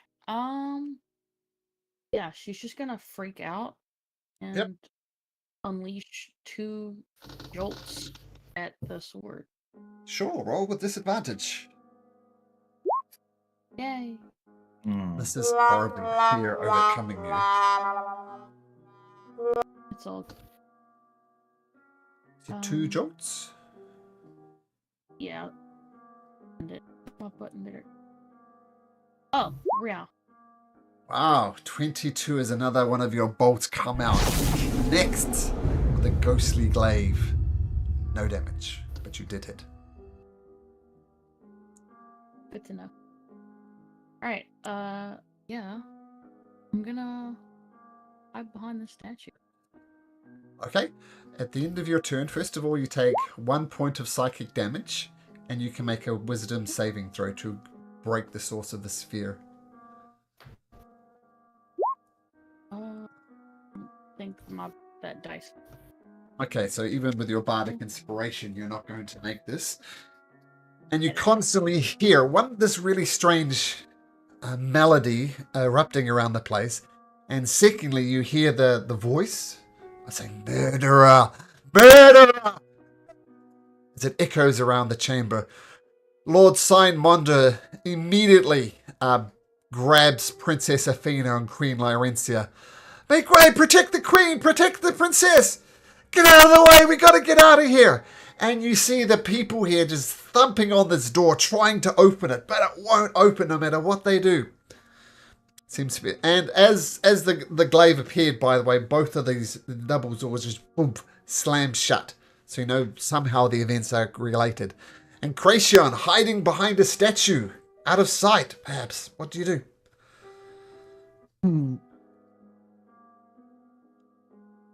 I attack the princess. No, just kidding. I mean, I can't move closer because of the fear. So my only option is repeat what I did. Action guidance and bonus action continue hiding, unless I don't need to make a roll since I didn't move. Oh no, you can stay hidden there if you like, but you will take 4 points of psychic damage at the end of your turn. Oh. And you I can will. Can I see? Like, do I know that damage is coming? I can't see that attacker do that, can I? It's something to do with this weird song that's playing, and this. Oh, it's up to your choice if Uncanny Dodge works or not. Then. No. You do not Okay. see the source of it. It's not like it's something hitting you. So something deep inside your All brain, right. this song and this creature keep on saying, "Murderer, murderer. Your line will end here and your deeds will be avenged." And this is just constantly being repeated. 16's not good enough. Whoa, oh my gosh. Okay, so carrying in here as blood slowly drips out of your ear. Vander, what do you do? I am amazed that none of our attacks have any seems to have an effect. Vander is gonna move up to Edda and be like, interesting. And Vander would like to try to maybe, are there any clues or anything to like visualize with the sword? This green line after the sword, does it seem magical? Does it seem like it's something that's controlling the sword, perhaps? My green line is a terrible representative of it. Imagine like a green smoke connecting the statue of Prince Azanar to the glaive itself. So on the statue, he's still holding his glaive, his signature weapon. But then a ghostly version of that glaive comes out and it's connected with this green smoke to this thing that's very real, as these four nobles can attend to. Can I try to maybe ascertain if the statue itself is like magical and is controlling the sword, perhaps, since the smoke is appearing from the statue? Take a perception check as you take a closer look at the statue to see if you can get any clues. Perception. Ooh, that's not the best. As far as you can tell, the statue is perfectly still. The voice, this murderer voice, is echoing around there. You can only assume it's Prince Azanar, as it's Prince Krasnar, as it's his statue that's, got this weird smoky tether to there. But beyond that, you can't really say, Vander. Right. Well, except that, I guess that's my action to try to inspect further. Ghostly glaive twirls round, sees Bone there leaving himself completely open, and it swings at advantage. It rolls a natural 20. Natural 20! My advantage rolls was a natural 20 and a natural 1, so and you take 25 my points God. of force damage. 25 Remember points that of you force also damage. have. Remember that you have 3 temporary hit points. I have 10, but let's see. Because of my bone armor, which is now gone. Now I have 15 AC. Okay, and don't forget, Vander and Kazri, you're married. Your armor class bonus, we'll just say, will apply for this whole thing, as opposed to staying within 30 feet. But you need to stay close. Oh, cool. Right. And okay, Tell you what, now what it does is it swings over here, and in one ginormous arc, number one, it cuts deep into bone, doing that 25 points of damage, and then it swings around and kills this noble next to her. She was on the ground kind of panicking, not wanting to run as people are wanting to do in these situations. So one swoop damages bone and kills this lady. Her husband falls down to his knees and says, no, this can't be happening. While the rest of the nobles all start rushing for the door. You see Athena trying to... She doesn't like this. She's surrounded by people and she's pushing them off. And Lord Signmon just, make way for the queen! Make way for the queen! The princess and the queen! Adai! Seeing that the sledgehammer from Bone doesn't do anything, I decided to change directions. Also had similar ideas. Vendor. I rush into the statue, and without thinking first, I'm gonna cast something, feeling that may help or not, but I'm not sure if I can do it. I will just display BTT. This is normally only used on a creature, but I don't know whether I could use it on the statue. One creature you touch is protected. So you're casting protection from evil and good on the statue? If I can, yes. Normally it's only a creature, but if you allow me, I will try that. You reach out and you do touch it, and you feel that the power coming from your hand into the statue. The statue glows slightly. Boop. No noticeable effect. Dang it. If not they're nearby, I will also try to investigate. I don't know if I need to use an action. In that case, it will be next turn, but I will start investigating the statue to see whether I find something, runes or anything that could be used. Okay, yeah. Cool. Okay, so trying to correct the statue, maybe that's related to this ghostly glaive. Bone, having taken a massive hit, what do you do? He's gonna drop his hammer, or sledgehammer, and he's going to... There's a grip on his sword, right? Oh, yeah, what's a glaive, but yes. The glaive, yeah. He's gonna grab it like you would a weapon. Okay. Not sure what would happen. We'll do that as a grapple check, so roll your athletics. That's 27. Okay, you have it grappled. You have the sword in your hand now. I pull it away from these people and I try to smash it against the ground. Just going hammer mode on the scythe against the floor. Okay, go where you go, and I'll drag the sword along with you. With half your speed, since it's resisting. 10, 20, 30, 40. Yeah, that's where I can move. You're going to try and smash it into the ground? Yeah. Okay, just make an unarmed strike, we'll say. Okay.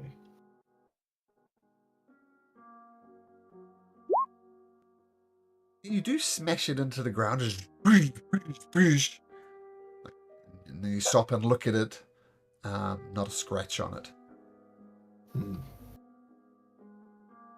Yeah, that's gonna be my turn. Okay. Khazri, as you're cowering behind the statue, what do you do? Is it in my line of sight currently? If I'm hiding behind the statue. Okay. I'm thinking, just because she's scared, she's gonna actually shoot out at the statue itself. Drop. And she'll twin Chaos Bolt. Okay, roll to hit. 120 feet on. Which I don't imagine will do anything. Okay. But the Chaos Bolts do erupt, do hit. Actually, no, they bounce either side of the statue. So you miss it, you don't even hit it. It would be possible to hit, but you just Dang. can't. Well, then yeah, she's gonna continue to cower behind the statue. Not before you take 2 points of psychic damage and make another wisdom saving throw. Don't forget you got bardic inspiration up your sleeve if you need it.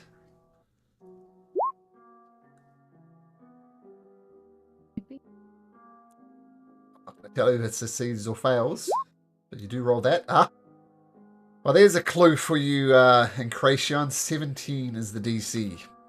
You are no longer frightened, Hey. having used the bardic inspiration very wisely. Sign Monder continues to push forward, and he shoves his commoners aside, pushing the queen to the front and the princess. And he starts bashing on the door, but even he fails to open it. And Cracion, still cowering in fear behind one of these statues. You know the ghostly glaive is out here, but currently you don't see it. And my range is only 30 feet, and I can't move toward it, so I literally am useless right now. I continue to hide. Before you take 1 point of psychic damage and another wisdom saving throw. 17 is what you're looking for. Oh, the +0. This is gonna be fun. Oh, I see a 17. Is it? No, it's a 9. Dang it. Okay, so still, being very much hamstrung. Vander, what do you do?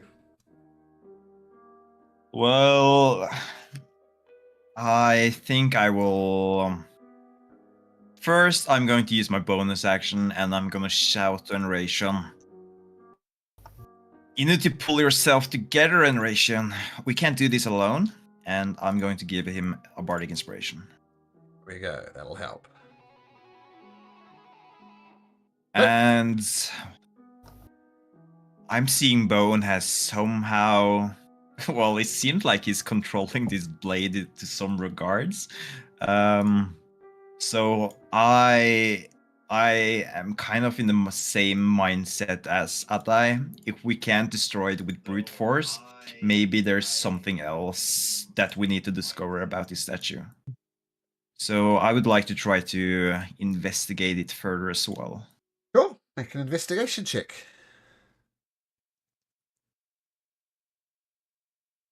Oh my god. Yeah, apart from this ghostly, wispy smoke connecting the two of them, the statue just appears to be a statue. I mean, it's definitely of Prince Krasnar. Ada would recognize that at the very least. And constantly this ghostly voice echoes around the chamber saying, "Murderer, your line will end here and your deeds will be avenged." Vander, is that your turn? That's my turn. I guess, Bone, you didn't attack recklessly, did you? Oh, I did. Yeah. Then you grabbed it and moved it. With the and then I smashed it into the ground recklessly. Okay. So the ghostly glaive is going to turn its attention to you, and it's going to swing at advantage again. This time it's a 16 Bone. I think that still hits though. It does. Cuts into you. You take 15 points of force damage. Fortunately, none of that is not reduced to your rage. Murderer. And then the nobles who are here, they rush forward. There's Knights of the Crown here too. They're trying to keep the peace. I've got to roll them in, so let's roll them in as one now.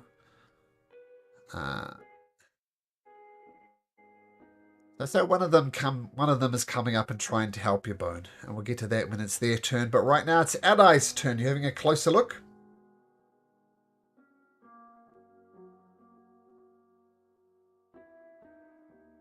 You're muted. Yes, I will try to investigate the. Okay, make an investigation check. Just a statue with 13. this ghostly green smoke emanating from it. Bone just got smacked by the sword. It hurt. What do you do?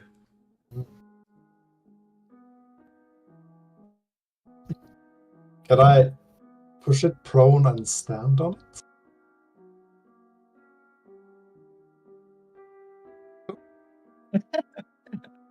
You can certainly try. So like a shove grapple check, right?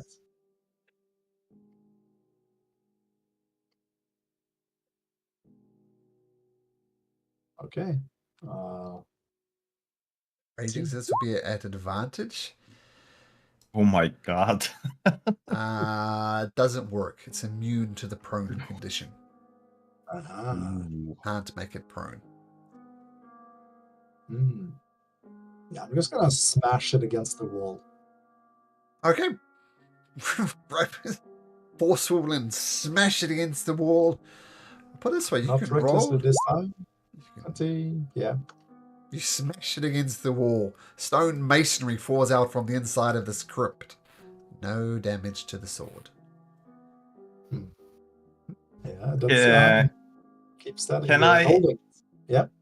Can I use my reaction to shout to Bone after he's trying to smash Sure. it into the wall?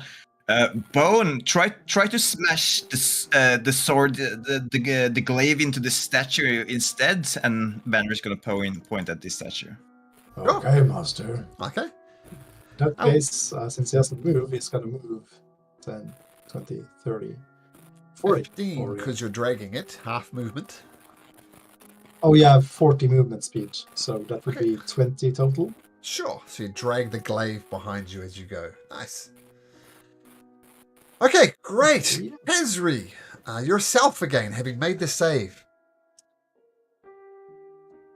As you watch Oh, Incration in the well. fetal position, blood dripping out of his ears. He's useless at the moment. What do you do?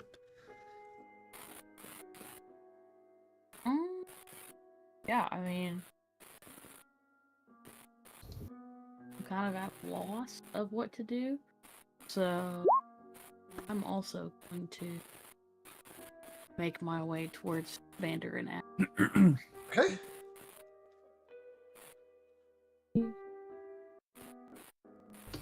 I'll just stop here. Okay. So the Knights of the Crown try their best to protect the Queen from the mob, except for this guy, who comes up and says, "Surely this thing must fall. I'm a Knight of the Crown.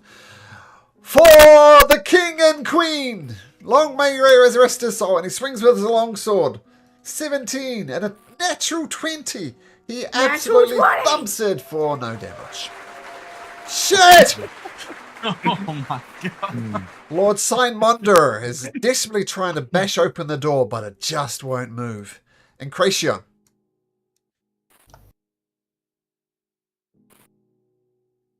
Thanks thinking. So when the door slammed shut, it was like this whatever slammed it shut. It's not that it got locked. You saw it slam shut. It was open when you entered here, like just wide open, and it just slammed shut. Okay. Tell what you Okay. can. Well, it would that'd still be within my sight for fear. Yeah, I'm hiding, save things and stuff. Take 5 points of psychic damage. And that Bardic's not gonna do any good with the 4. And you continue cowering in the corner. Wow, that's rough, Incration. All right, Vander, trying to work out what this statue's about. Both you and Adai are scratching your head. Yeah. I realized, or Vander realized that he doesn't know what he's even looking for. So he's going to scoot. He sees Bone dragging this big glaive towards us. Doesn't really like he told Bone to bring it, but he doesn't really like the idea of that thing being anywhere close to Vander. So he's going to scoot to the other side of the statue, and he's going to ask Adai, what are we even looking for, Adai? Do you know anything of this? Can I help you in any way? And Vander is gonna do the help action to try to assist Adai if he's going to further investigate. Okay, so helping Adai in whatever course he chooses. Okay, nice. The ghostly glaive takes 2 swipes, which it can do if there's 2 people next to it. First one will be for Bone. Oh, 13 Bone. You due to your holding it, you managed to deflect the blow, but it swings round and attacks the Knight of the Crown, rolling a natural 1. That wasn't the round for the sword. Okay, nobles continue to push forward. Panic. This guy continues to cry over his wife. The ones next to you, Kazri, duck towards the front door. You can have attack of opportunity if you like, Kazri. Want to cut down noble as they run past you? I don't think I will. Don't think you're okay. It doesn't hurt to ask. Adai, with Next the voice time. of Vander in your ear, he's helping you in whatever you want to do. What do you want to do? All this started. The first thing we seen was the sword, or did we hear the music first? Did that more or less the same time. The strange music, Yeah. and then the ghostly glaive appeared from the stone glaive on the statue. Is the music coming from somewhere? I mean, we have been moving around. It sounded like the same everywhere, or I can pinpoint where the music is coming Yeah, from. it's you can't. It's echoing around the chamber in the same way that the voice that's saying murderer, your line will be avenged, your line will end here. It's just constantly going on and echoing around it. Seems to be coming kind of from everywhere. Okay, then I will focus on the statue one last time. I will try to find out what could be wrong with it, so Now, we can do just something a thing about to it. point out, if you want to investigate it again, you can, but the DC is going to be higher because you've already given it a good look over and you failed to find anything. Yeah. So you convinced yourself the first time there was nothing there, but you can try again, but the DC is going to be high. You do have help from Vander. I mean, we don't. If I cannot pinpoint the origin of the music at the moment, I think it's my only. I will think something else next time. I try. So I have advantage. Yes. For higher difficulty anyway. Okay, that will be a 20. So you see the sword connected to the ghostly sword connected to the stone sword, and you think maybe if you could destroy the stone glaive, maybe that would help. And that's the deduction you come up with. Okay, and then I shout to Bone, Bone, and I point towards the stone sword. Release the steel sword and destroy the stone sword. Okay. Bone, with the voices of Adai ringing in your ears. What do you do? He hears two commands and he fuses them into one, which is the most destructive. He's going to move over here and try to use the sword in his hand and try to smash the stone sword with it. So okay. by using it as a weapon. Okay, make just a normal attack, but at disadvantage as the stone is fighting you. But if you're doing it recklessly, then you can do it straight. Okay, I'll just do the attack roll with my sledgehammer or unarmed same. 23. 23 hits. Roll a d10 and add 2. 2d10 or 1d10? 1d10 plus 2. That's 10. So you do get some connection on the statue. You do some damage from it. But the it has a damage threshold, I'll put it that way. Instead of doing 10 damage, you do 5 damage. And a little chip comes off the statue of the glaive. You've done something. Attack again, of I'm course. going to do it again. Yep, same thing. Disadvantage or straight roll. Oof. That's Yeah. 11. The sword's fighting in your hand and it escapes. Prevents the attack. Kazri, what do you do? Okay. We're close enough that I would have heard Adai say that about this. Yeah. So, I will.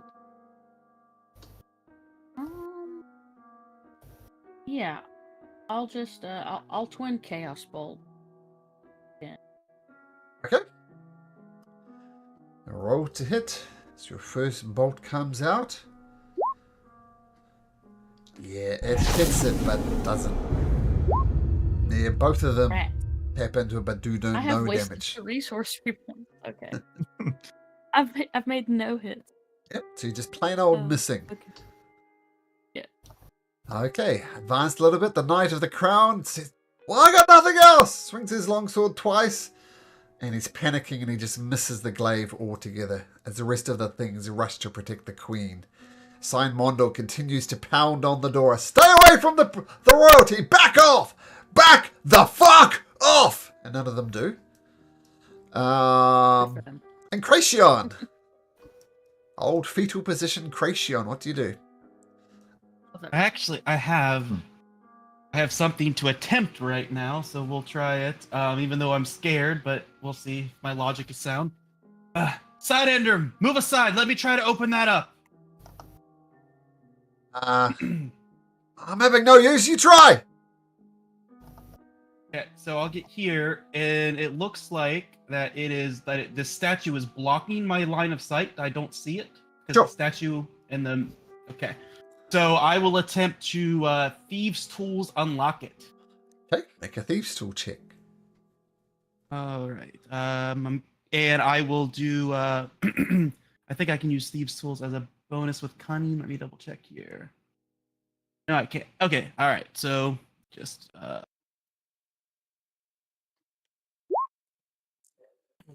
Door's not locked. It's not even it's unlocked,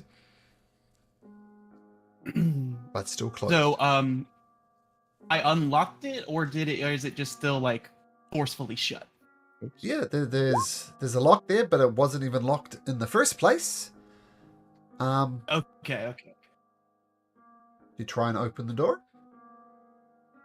Yeah, I'll try to open. Make me a athletics check, please.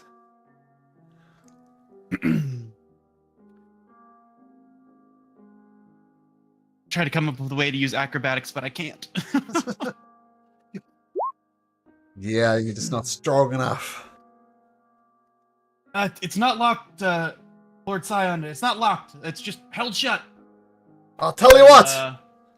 Oh, let's work on this together. Maybe we can open it for the princess, for the queen. For the princess, for the queen. Very good. I was waiting for it. Okay. Vander. Oh, yes. So, Oh, yes. And you avoid the Ooh. D6 points of damage. You don't take that. nice. So your heroic act turns out to be good. Very good, even without Bardic. Nice. Okay, Vander, what do you do? So I'm going to say, so it seems like the clue is to destroy the glaive then. Well, Vander doesn't really have any destructive spells, like to do a lot of damage, but he did pick up this one though, which I tried to tinker with. So I'm going to do a test shoot. I'm going to use a first level magic missile against the glaive on the stone. Sure. All three of them going into the into the stone scythe. Okay. 5 points of damage, 2 points of damage, and 5 points of damage. So 12 points of damage, force damage. Nice. As your magic missiles thump, thump, thump, thump, thump, one by one by one. They do no damage. Oh, onto the stone sword? Here? Correct. Oh my god. Okay, interesting. Yeah. Well, I'm glad I didn't expend all the charges. And the glaive takes a swing at Bone at advantage. Rolling a 29. You take 15 points of force damage. And in the same arcing swing, it goes for the Knight of the Crown and hits him for 18 points of damage. He casts back. Commoners continue to push forward. Princess Athena is getting more and more pissed off. Not so much that people are dying, but people are in her spaces. Get the fuck away from me! Don't fucking touch me! And I. Okay, I cast the game magic weapon, this time on my weapon. And Sure. with my action, I attack the stone blade with a 17 with the +1. He just clanks off it. Not high enough to beat its AC. Okay. And that will be my turn. A bone. Still trying to control the glaive in your hand as best you can. What do you do? Yeah. See, how much charisma or how much temporary hit points do I get each turn, Vander? 3. 3. Okay, that should be correct. Yes. As before, recklessly twice against the stone Okay. scythe. Yep, so Yeah. 2 straight rolls. Oof. Ugh, miss. Swords too hard. Both of them miss. The glaive is just twisting your hand so much that you miss and you miss. Bummer. Okay, trying your best to attack the stone glaive, but it's just not working. What does Kezri do? Knees? Okay, here we go. This sucks.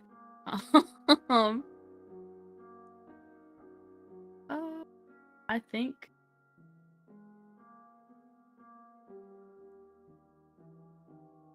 she's gonna shoot it. Crossbow. Or not, you know. She's really Well, tonight. no. Just fling past and And no. cracks against this wall. Is that your turn? Yeah.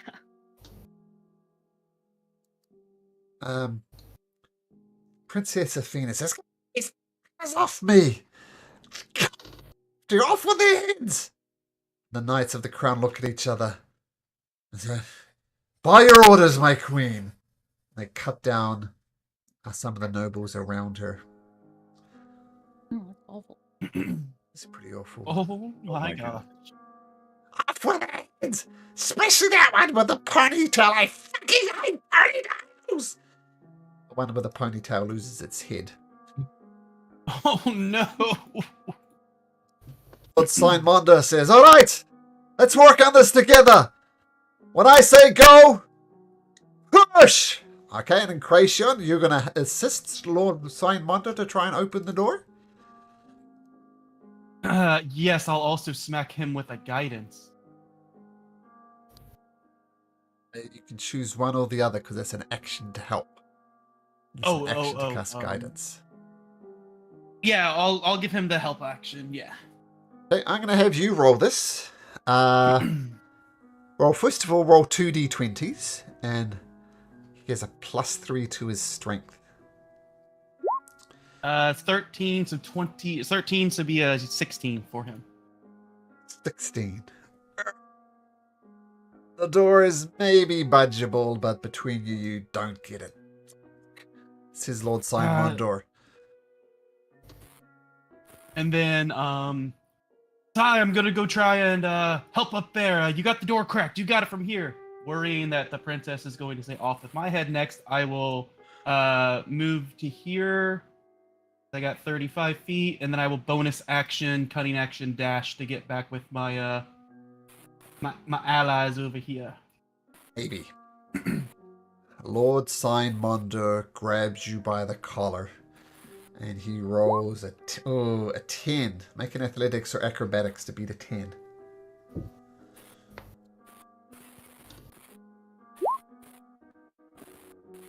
You fucking stay here and protect the princess! You coward! Get back over here! But you pull away from him and do what you did. Okay.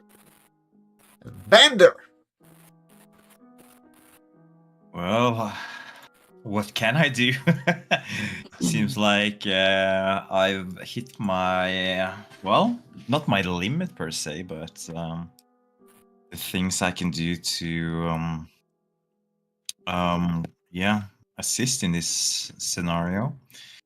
I am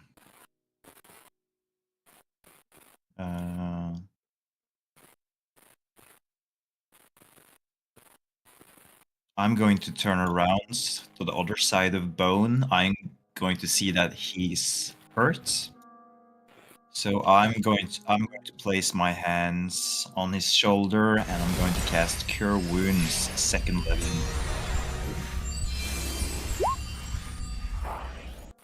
to regain 13 points of hit points. And as a bonus action, I'm going to give him my last Bardic Inspiration.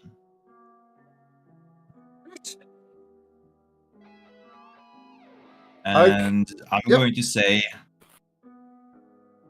do your best to destroy that fucking statue.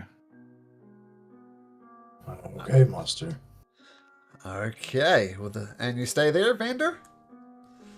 Yeah, can't move in further. Okay. So, the ghostly glaive will first attack Bone at advantage. Oh my goodness. I've got a double natural 20. You take 28 points of force damage. Oh my gosh. Good thing I had that healing. And temporary hit points.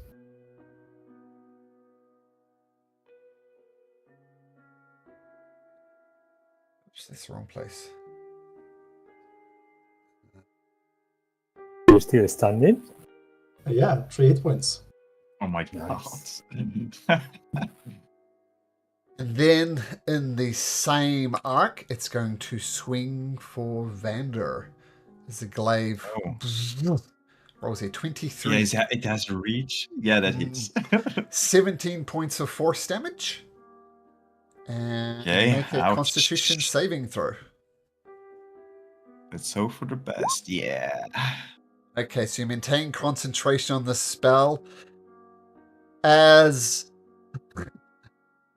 the nobles are just panicking now, and they all run away from the princess, because that's what I'd do. Except for two of them who continue to bash on the door, perhaps not knowing what's best for them. Adai, what do you do? Okay, I focus on my fighting lessons and I hit again the statue, hoping for a little bit of luck. And luck should not come. Yeah, that's rough. Okay, you also you connect with the statue. It's hard to miss a statue, but you don't pierce through its stony exterior, so no damage. And if that's your turn, Adai? Yes, it is. Okay, Bone, still holding on to this ghostly glaive. What do you do? Yeah, recklessly forcing it to try to destroy the stone glaive. Let's see. Straight rolls? Straight roll. 14. Misses. Oh god. I will point 12. out you do have Bardic Remember it- Inspiration. Oh yeah, I'm gonna use that for the first one. That's D6. So that's an 18. 18 just misses. Oh my god. Oh, that's rough. All right, Kazri.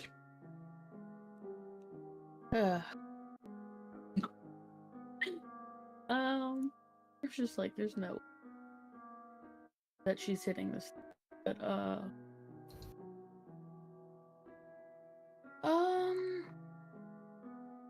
yeah, I'll try again to jolt it. Nope.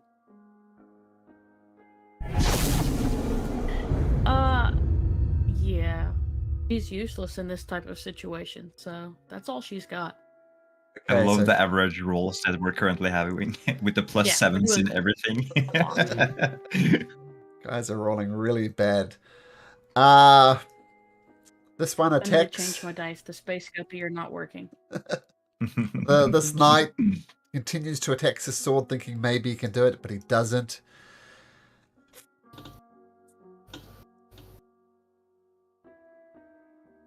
Oh And no.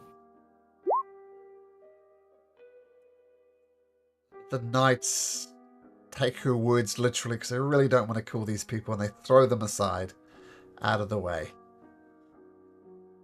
Lord Signmonder, roll me another d20, Doug. as he tends to pound on the door to try and get it open. Since you Does were he there have last any type of extra bonus since the door's cracked now? Nope. Nope, just Yeah. roll me a plain old D20 and add 3 to it, I think. So it that's was. going to be a natural 1 for a 4. Oh dear, Lord Signmondo, the greatest of all knights. Doug made him lame. Thanks, Doug. No problem. Speaking of Doug, Ingratian.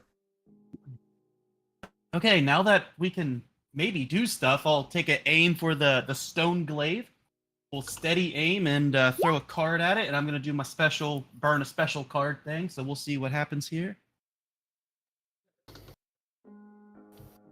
That is going to be a 27, a natural 20. Or 28, I mean. You're steady aiming? Yeah, steady aim and elven accuracy, so that's why there's 3 dice. Oh, sure, I remember now. Yep. Natural 20! It doesn't make Yeah. mechanical sense to me for this to be sneak attack damage, but you can roll damage normally. Oh, even with the steady aim being sneak for advantage? No sneak attack damage on this. This is I think your allies can't meaningfully help. That's what I was thinking, but yeah, sure, roll sneak. Okay, let's roll the d4 plus 5 first to see what effect I get, then I'll do the sneak here.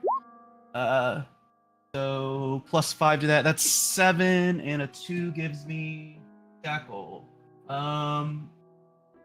You Makes just sense. have, and it can't make more. I actually don't get sneak on a shackle, so let me roll one more d4 for the crit, which makes me sad because that would have been 66. So only 9 points of magical slashing on it. 9 points. You do a little bit of damage, not as much as you hope, though. But it is being whittled down. But the main thing is it's shackled, which its speed is halved, and it can only make 1 attack this turn. It can't make more than 1. Statue's not attacking. Yep. I thought because the glaive's coming from it, it would affect the glaive, so sadness. Unfortunately not. And just to give you a visual representation, there is how much damage has been done to this thing. You guys see the other glaive, which I had hidden before? Yep. So you're doing damage, but with the bone looking very, very prone at the moment. Vander, what are you going to do about this situation? Well, what can I do? Doesn't seem like my magical attacks have any effect on the statue itself, so that's sad. Could try to heal Bone even further, but if I do stay here, I'm probably gonna be slashed down in the next attack. But you have to live and let live, so let's use one of my spell slots to try to keep Bone staying in this fight a little bit longer. Oh. I only have a first level spell slots left though, so I will use that to try to cure you, Bone. And that's 7 points of HP back. In total, that's 10 though, with the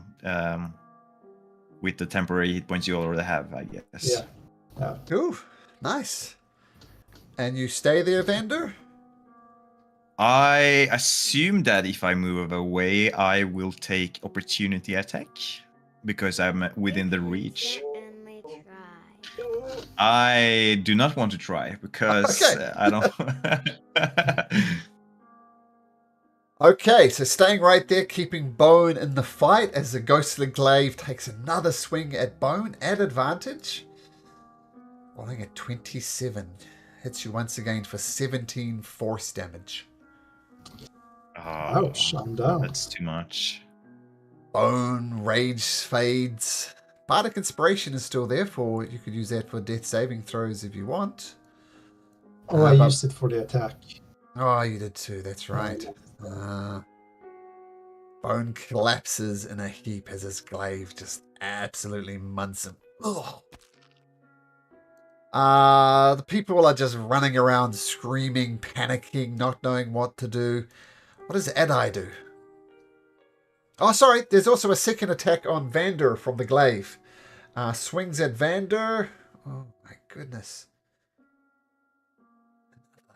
Natural 20! Oh my god. Good night, Oh, boys. 21 force damage. Yeah, I had It feels 18 hot left. here. Yeah, What that were you Mary probably concentrating not gonna on? help with the net 20. Heroism, so it's gonna fade on both Adai and Bone. Okay. And once again, I did the trick of rolling a natural 20 and a natural 1 at advantage. So, yeah. So 21, down Vander, down Vander goes. Okay, Adai, this glaive is proving deadly. What do you do? I don't know. Is Lord Sign still in the room? He's bashing on the door trying to get it open.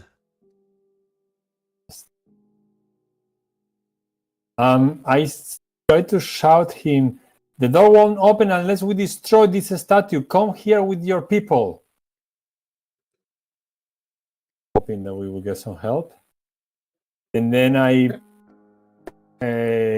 look at Incration and Kesri and I say, I have a healing potion on in my pocket. You can give it to Bon or Vandur. And I'm gonna move here, and I'm gonna attack the stone. Okay. Oh, it's not my day. Not anybody's Not day. Oh anyone's my We don't- day. god. We don't I have don't think it's advantage, by the way, literally because anyone's he's day. not moving or anything like that. Oh, Okay. well, put it this way, it's not my hard to turn, I hit, believe. but it's hard to do damage on it. Yeah. So you hit it, but that's better. no chips. Okay. Bone. Roll me a d20, please. Yeah. How was the command again? The WGR? Like that.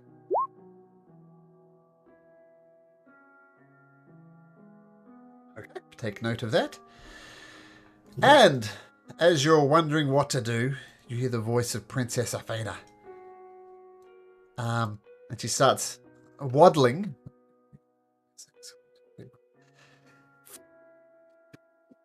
Igor! I'll grab you by your ear if you don't help! He's waddling over towards Adai. And as Khazri is wondering what to do, perhaps changing her dice, so I'm just going to pause for a second. Just have to help my wife with something quickly. So we'll take a short break, and we'll see you guys in a bit. Okay. All right. Nice.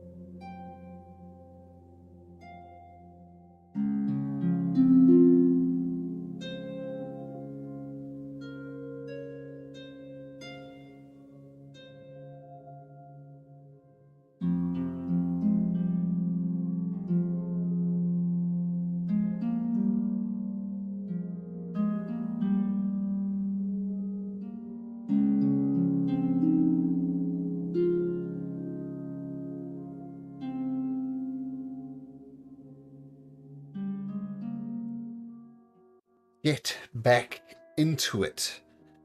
Okay, Kezri, what do you do as this ghostly glaive continues to hover in place there? Let's see. Okay. I'm gonna give the potion that Adai gave me and I'm gonna pour it down his gullet. Okay, so you're back, Adai, that's great. 2d4 plus 2, indeed. Is that the worst possible roll you could do? Not quite. No. 6 points I of switched my healing. dice. It's clearly not working. Well, does. it just keeps up with the theme of the session, I guess. And finish Kezri, you pour it. bonus. Vander, you're back to life. That's an action to do that since it's your Fuck off. massaging Vander's throat. Husband Vander, that you bring him back. Okay, then Love the way you said that, Malcolm. husband Vander.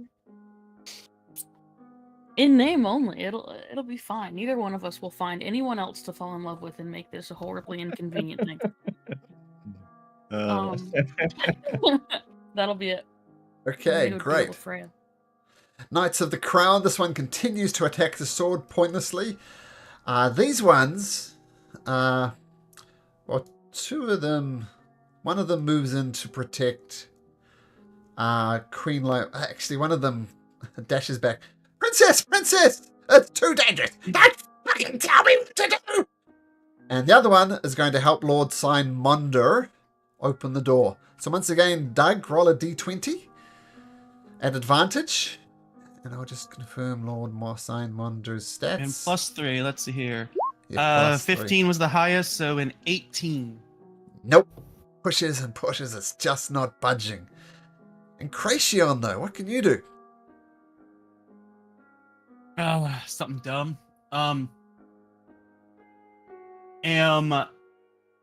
Or if I need to make a roll, let me know. Am I hidden from the princess right now? Make an insight check.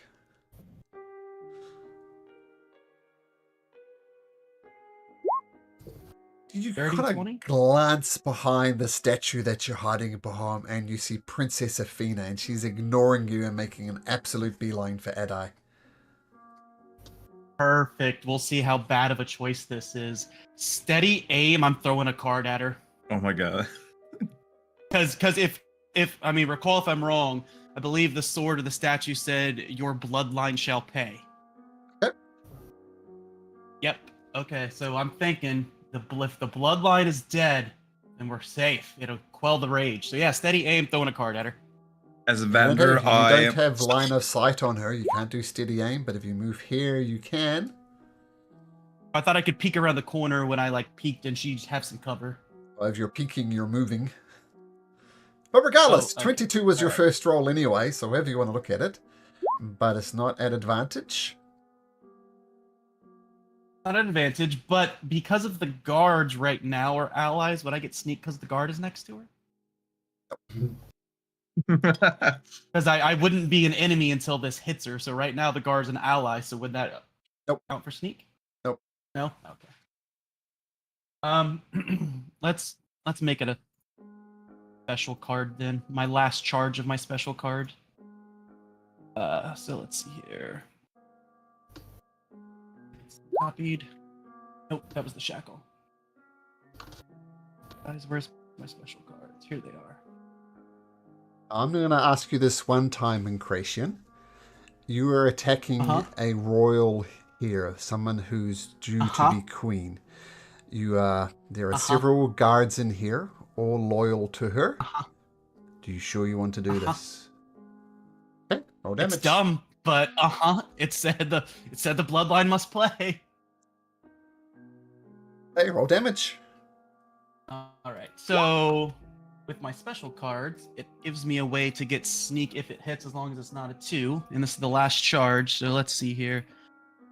This +5, so that's 9. A 4, it morphs to do my suit. So I'm gonna make it be a 3, so roll the sneak attack, add it to the damage, and I regain hit points equal to half. So right now we're at 9, plus the sneak to her.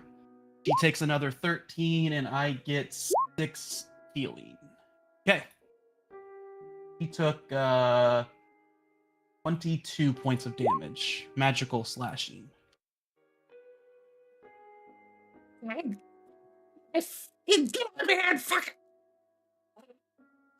The princess falls and dies. Oh, fuck. Does anything happen to the glaive now? Nope. Damn it. Oh god. Nice. Well, let me look up other characters. That's my turn.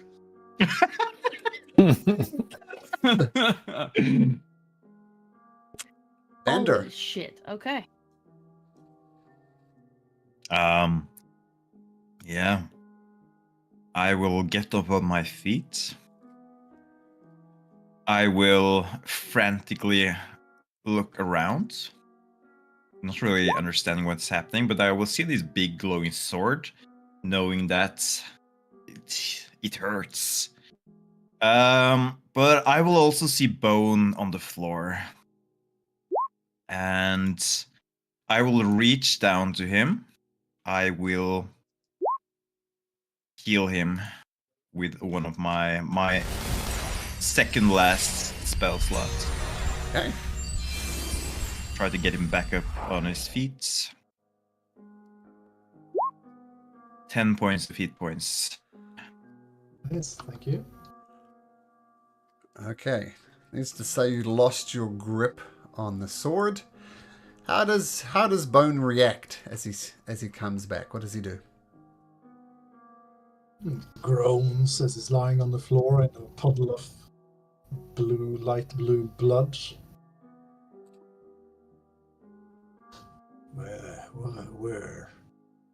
He's just As you don't play dead, the glaive is going to attack you at advantage.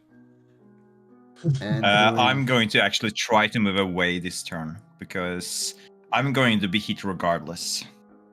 okay. So let's see what happens when I move out of its way. I assume you stand up. Yeah, I do stand up first. Okay. Well, firstly we'll do Bone since I did that anyway. 27 for 14 force. Down Yeah, I'm you done go. again.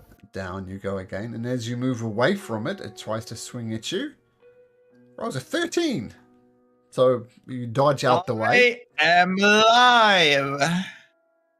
And I will use, my remaining movement to try to move even further away.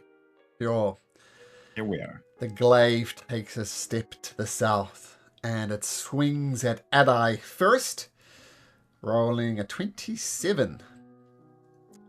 Ah, damn it. Yeah, hits. You take 21 points of force damage. Hurts. And then it swings at the guard, and does 10 points of force damage to him. Okay. Commoners continue to scream. Adai taking a massive blow. You need to make me a constitution saving throw as well. I do? Yes.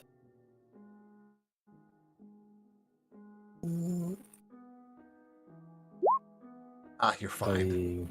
Totally fine. Okay, Adai. No soldier has come after I shouted for Oh, them they're to coming. help us with this. They're They're coming.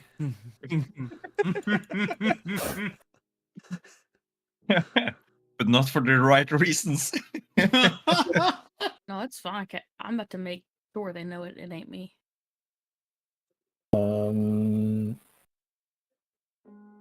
Did I see Encration attacking Athena? Yeah. I mean, Princess Athena, despite all her faults, she is very good at being the center of attention. So, yep, you all noticed her scream at wanting Adai to help her, and you all saw her fouled by Encration's card.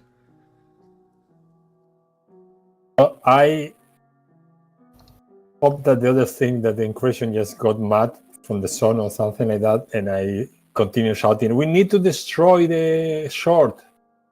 And I keep attacking it. Okay, roll to hit.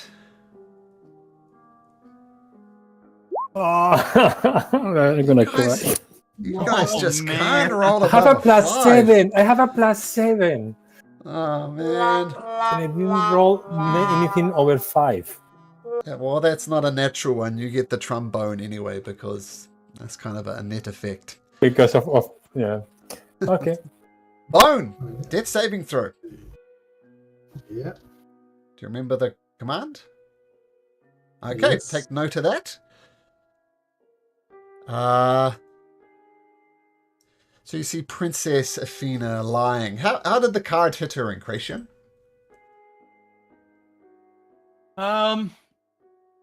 Just like as she was opening her big mouth, it just went straight in and got lodged right in her throat until it started to glow from being the supercharged card and just as it encaved her throat.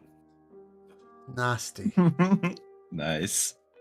As the throat cuts her neck, she grabs it, falls to the ground, but then she bends from the hips, stands straight back up and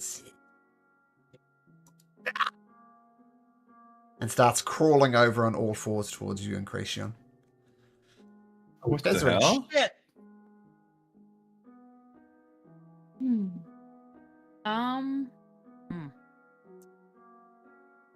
We will attempt again.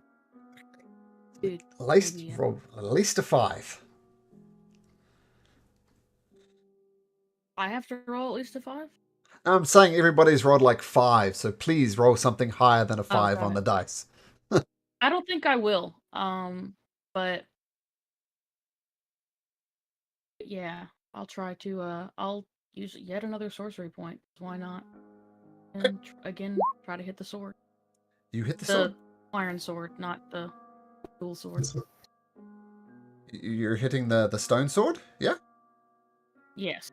Okay, that hits. Roll damage. Shut up. Okay. Was I that twinned minimum? it, so here's another one. Okay. Oh my god. Okay.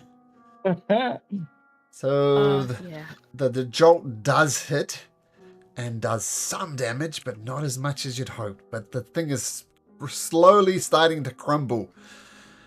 Okay, this Knight of the Crown is going to come over here. He is going to start attacking the statue, realizing that just doing what he's doing isn't helping. He's going to make 2 melee attacks. One of them hits with a 19. But he does minimal damage to it. This thing is just slowly chipping away, but it's getting there.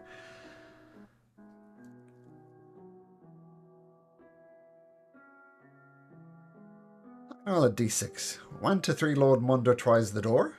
No, he's not going to try the door. He is... Rushes Gonna over kill towards the Incration? princess. Oh, he's on his way. Incration! Mm-hmm. So she's just like all like fucking demon like right now on all fours.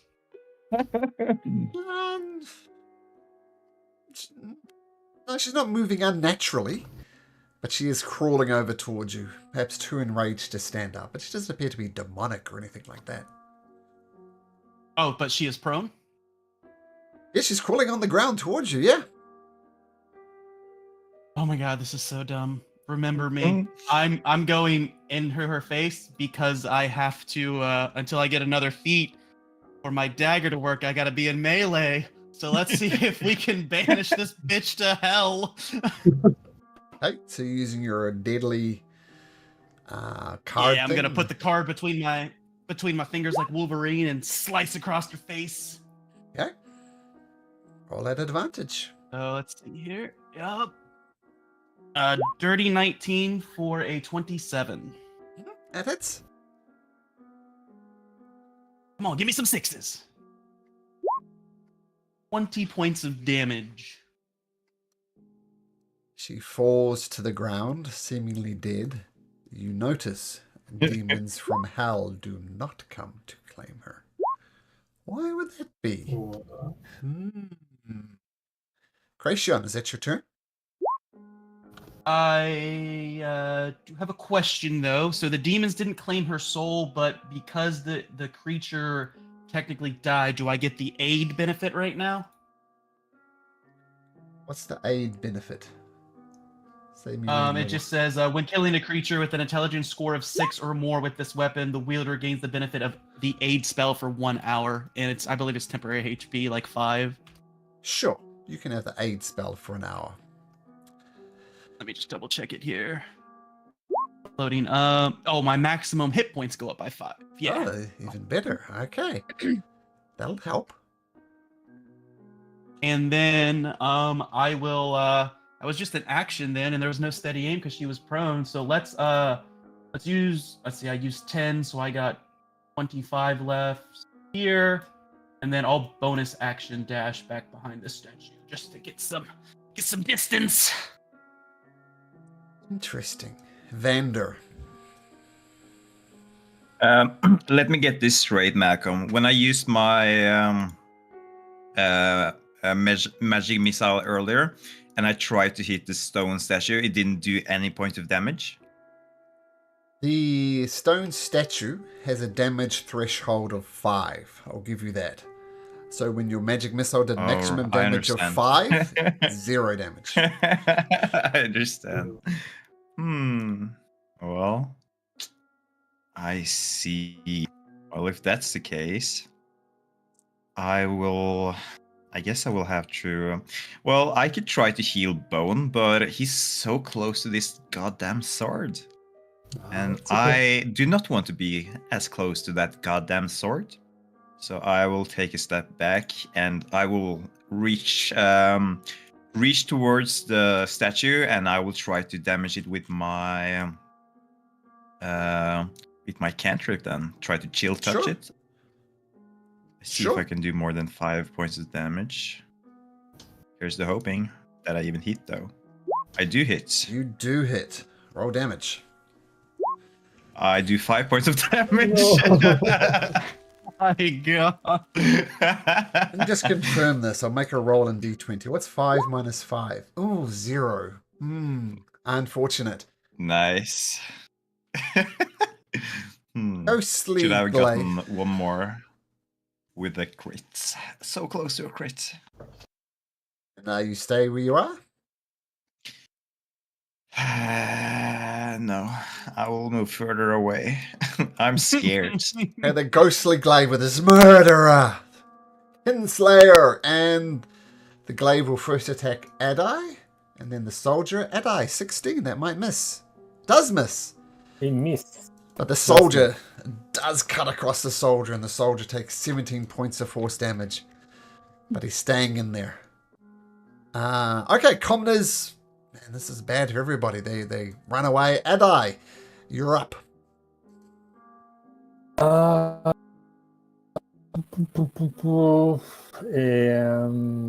Since I look at Vendor and I shake my head.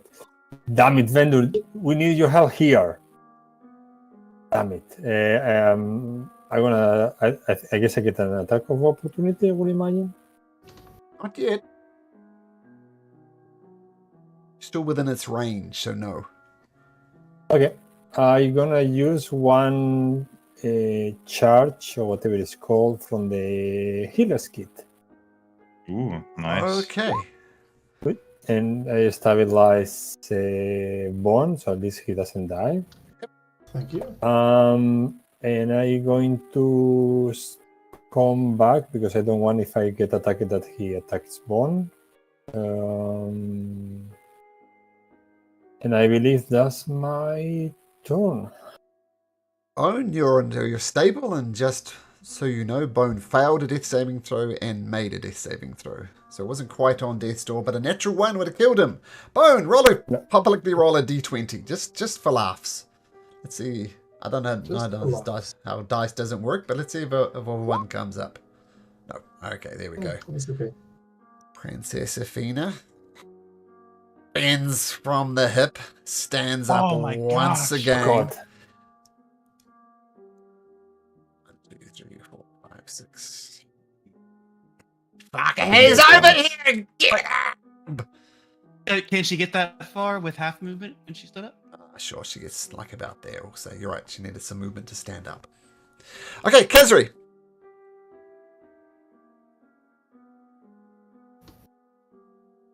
Oh, sorry, I was muted because my dogs are loud. I have one more sorcery point. May as well. Okay, 2 jolts. I'm gonna do 2 chaos bolts. Okay. 18 hits, 14 misses. Oh no, 18 misses, sorry. 18 misses. Incredible. 19 is its armor Wouldn't have class. done damage though, it seems like. Rough. 2 bolts. You stay where you are, Kezri? No. I will move here. Okay, behind the prone form of bone. Well, firstly, Don't want to be here. let's do Knights of the Crown, the one next to the glaive. See if he can do anything. 1 hit. 1 hit. Altogether with the 2 hits. And he does 10 points of damage. That would be 5 points of damage. Whoops. Oops. It was 19. Now that much. Okay. Knights of the Crown. 2, 3, 4, 5, 6. 2, 3, 4, 5, 6. 2, 3, 4, 5, 6. 1, 2, 3, 4, 5, 6. And he'll go to there, or making a beeline for Incration. 6. Lord Simonda rushes up into there. Incration. I will shout to Ada, your dream must be right. The princess is for sure undead. And it doesn't matter because I'm going to go past the glaive. So let's see here. Boom. Math, boom. And another. All right. Movement, action dash, bonus action dash. So it's 105 feet. So wee. Vander. Well, I do kind of want to help Adoration, but I do also want to help everyone else not dying, so... I want to...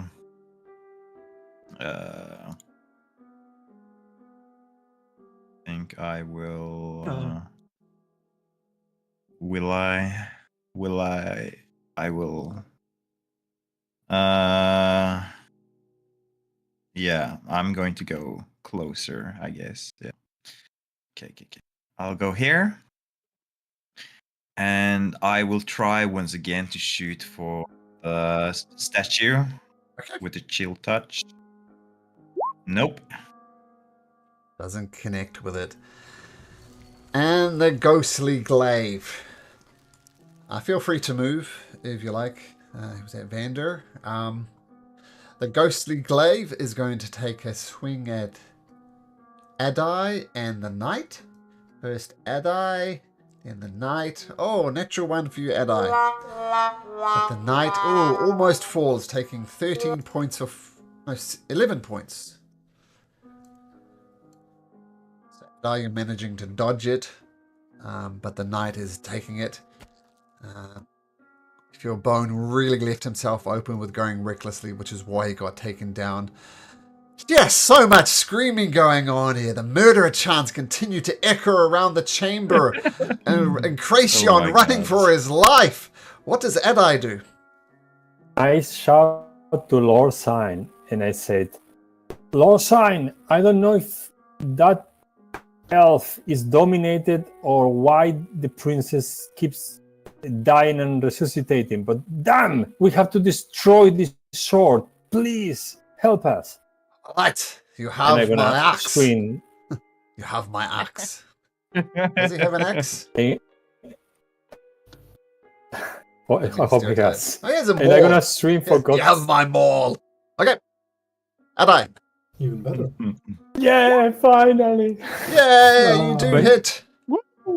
24 damage. because he has a +1, and if I roll less than 5, I run. Oh, It's- 4 okay, it's points plus of damage. one. Yay! Damage. Not Oh, 5. plus 5, another one. 5 Another is one. +1. Ah, It's not- magic weapon, of course. Okay. Another one. You see, it's Before I cracking. die. It's very close to all being over, as Bone lies on the ground, not doing anything. Princess and Athena starts chasing 1, 2, 3, 4, 5, 2, after Vander, but after Encratia, but nearly fast. Ezri. Hmm. Well, Adi has begged that we focus on the sword, so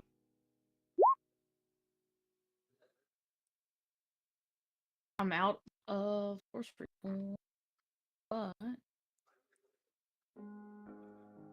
guess just jolt it. Or not, you know? I'm gonna No. change my dice. Okay. I'll find the right dice eventually, but that's Alright. So firstly we'll start with the Knights of the Crown attacking the statue. 2 longsword attacks. 1 hits. Or we did 11, so that would be 6. Almost crumbling, but not quite. This Knight of the Crown goes here, cocks his heavy crossbow, takes a shot at Encration. 14, you dodge it easily enough, Encration. Man, you are leading me on a wild goose chase. This guy will kind of rush over there. That guy's shot, but he'll move forward anyway. There's one more hiding around. Tell this guy will dash over to there. For the king! For the fallen king, Waldron Azanar! I strike at the heart! He swings his +1 maul. Ugh. Swings it again. Oh my god. Oh, just bash, Okay. bash, bash. Lord Sign Mondor has caught the disease. Oh. Encration. Oh my god. I'll shout out, what are you doing? You see she's undead. Kill it with fire. I didn't fucking And, say you're undead. You said she was undead. For the queen! You didn't watch her pop back up and chase me all around? Elder! Yes, it's fucking nonsense! Queen! That is a treasonous act! Off with his head!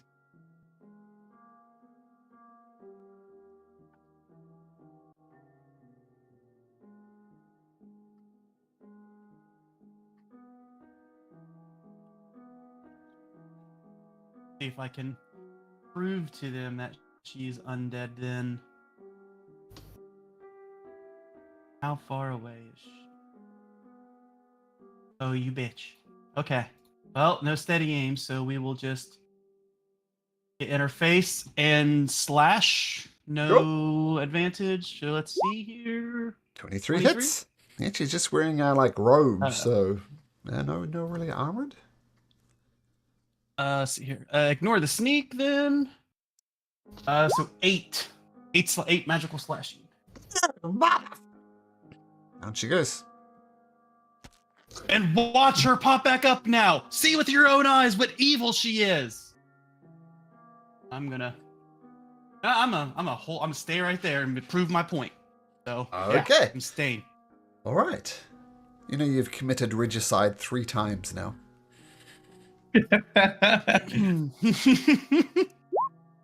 Vander. My hero. Well, if Lord Sidemunder isn't gonna do it, perhaps another hero will arise to take the chance. Will it be Vander, I wonder? It will not be Vander. Etches Not on it, surprising. but doesn't go down. Okay, and Kezri, you're right there. Yep, first attack on Kezri with a ghostly glaive. Rolls a 12. Oh, amazing. And then one against the soldier. 29 to hit. The soldier just. Oh my god. Ominous scream, run. People are dying. Princess is dying multiple times. Oh, Adai, can you finish this? Oh, Adai, you're on the same square as Kezri. We'll just move you up there just to make it clear. Okay, Adai, you're up. Okay. Let's see. I think a little bit about my grandfather and try to focus my great sword. Okay. And seems to help. Maybe Ooh. I had done that at the beginning. It has 3 hit points. Plus You 1, got so 8 that's to hit. 11.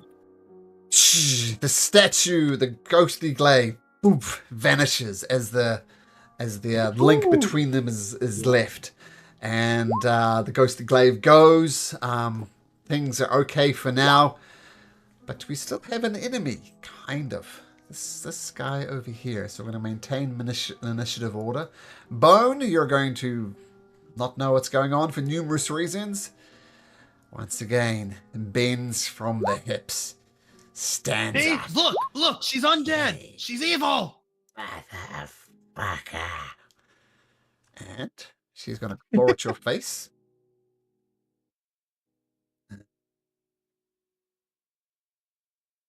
Going to claw at your face. Rolling at 21. Yeah. No, she doesn't claw your face, she bites your face. 6 points of piercing damage. Okay. Ezri.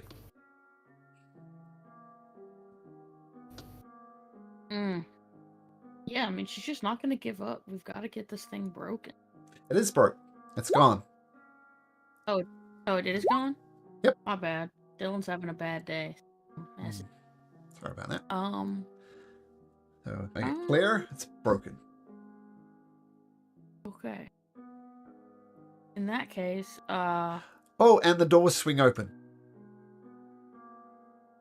These doors are open. yeah. I'm gonna stay for the queen and get the hell out. Okay. I'm loyal, if anything. I'm a noble. I can't be risking my skin. One of the Knights of the Crown rushes over. Hex and Cracion twice with his longsword. Well, even after seeing the undead princess? Does 14 hit? Yeah. They all saw it. No, 14 does not. Does a 18 hit? That'll do it. Okay. You take 5 points of slashing. And he says, "For the queen," as he casts Divine Smite. And you take Oh my God. additional... Uncanny dodge this. So the total damage in the one hit was 20. So it'd be 10. Okay. It's one of the knights. 5, 10, 15, 20. You're smiting the wrong thing! She's undead, you fool! She comes back here. He's going to fire his heavy crossbow. Can't get close enough to hit you.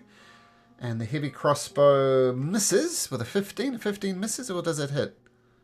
Misses, just. Miss 16. This guy down here is also going to line up with his heavy crossbow. And rolls a 22 for 5 points of piercing Yeah, damage. Mm-hmm. Lord Signmonder. Just check something.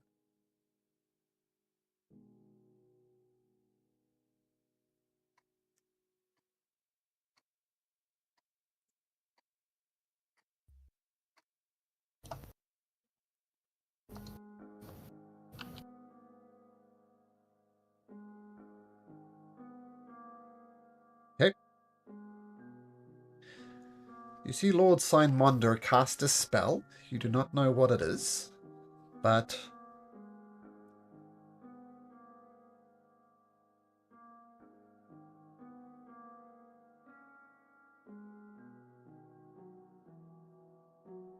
just whispering something.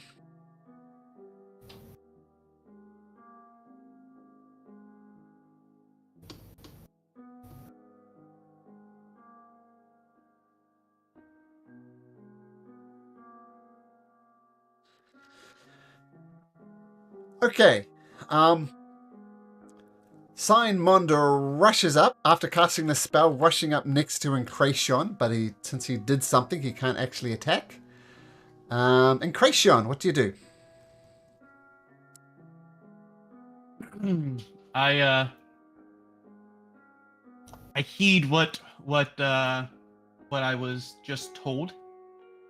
So Oh, sorry. Oh, no. Sort of did a typo. As you were, sorry, Encration. So even though the attack of opportunity, movement, action dash, bonus action dash, 105. Queen Athena I'm running will for the try and hills. bite you on the other cheek. And she'll roll an 18. So you get bit on the other cheek. Yeah. And I'm going to say, because it's interesting, we're going to have those as both permanent scars. You have teeth marks on both your cheeks. Does that work? Okay. Yeah, that'll work. If you survive, that is. Bad eyes getting off here. And of course, the Knight of the Crown will swing his longsword as well, rolling an 8. Miss. Lord's... no, he's got to do it. Lord Steinmonder swings at you with his maul. Whoops, didn't click it. 19. Oh, that's not right. 2 plus 3. Yeah. 5 points of slashing damage. Uncanny dodge. Okay. Did you do that? Do you get to do that twice? Well, it was my reaction, and then my turn. I got my reaction back. So fair enough. Okay, so Encration dashes out the door. Okay, Vander. Right. So Vander is going to move.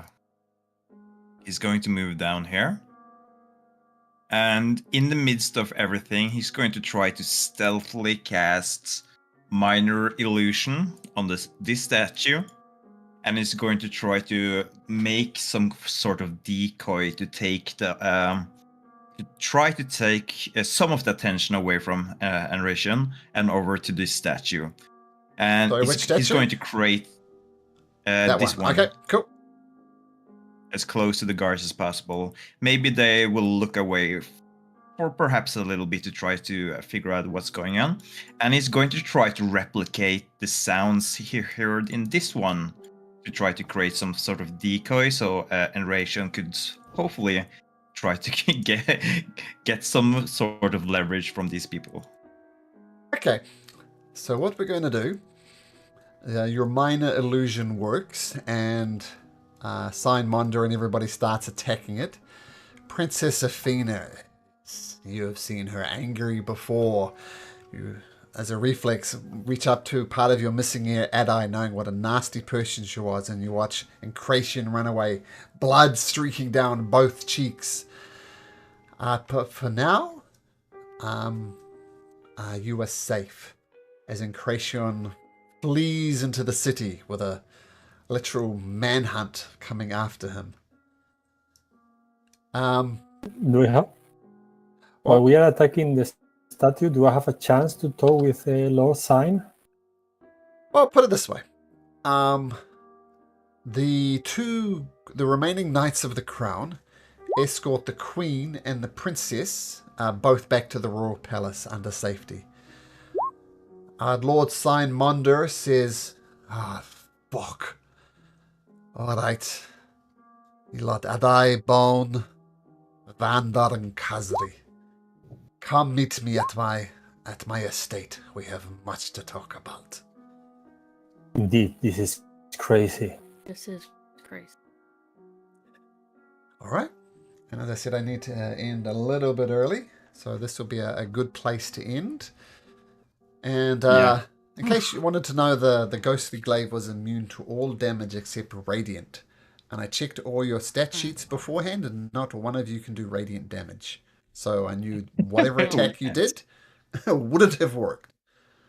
It would have been possible to use Turn Undead to turn it, but I don't think any of you have that anyway. So, and the only way to get it was to kill the statue.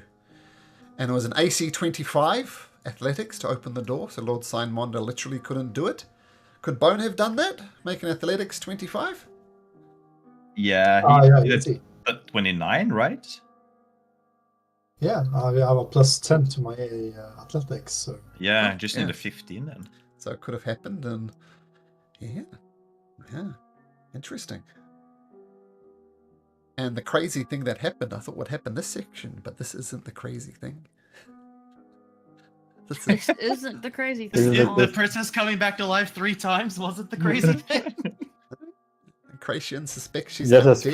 scratch. I mean, she does. I imagine when Bone comes back, he does the same thing, like Frankenstein thing, like bends from the waist first and then gets up. That's what she did. Maybe Bone is royal blood. Royal. Maybe.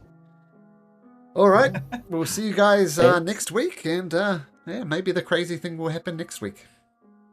Do we level up or not at the end? Oh, yeah, level up. Let's do that quickly. Everybody roll some hit Nice. dice. Yeah, level 6. Oh yeah. Level 6 was happening at the end of this Nice. fight. So let's see Alright. those hit dice rolls. That's 6. I'll Yeah, we'll take That's go. pretty good. You might need Oh, that in please. Kracian. I Vandor, reroll Kazri, them. roll it again. Both of us. No. Oh, Oh that's my God. terrible. Yay, we do the same. Oh, us. Kazri. Oh my Oh, god. Kazri, my Married. goodness. Yep, keep that 1. Oh my I'd goodness. rather want a 1. That sums up the session again, I guess. Maybe better luck next session, guys. Okay, I got a dash. See you later, everyone. Have fun leveling Right. up. See ya. Okay, Bye. bye. See you.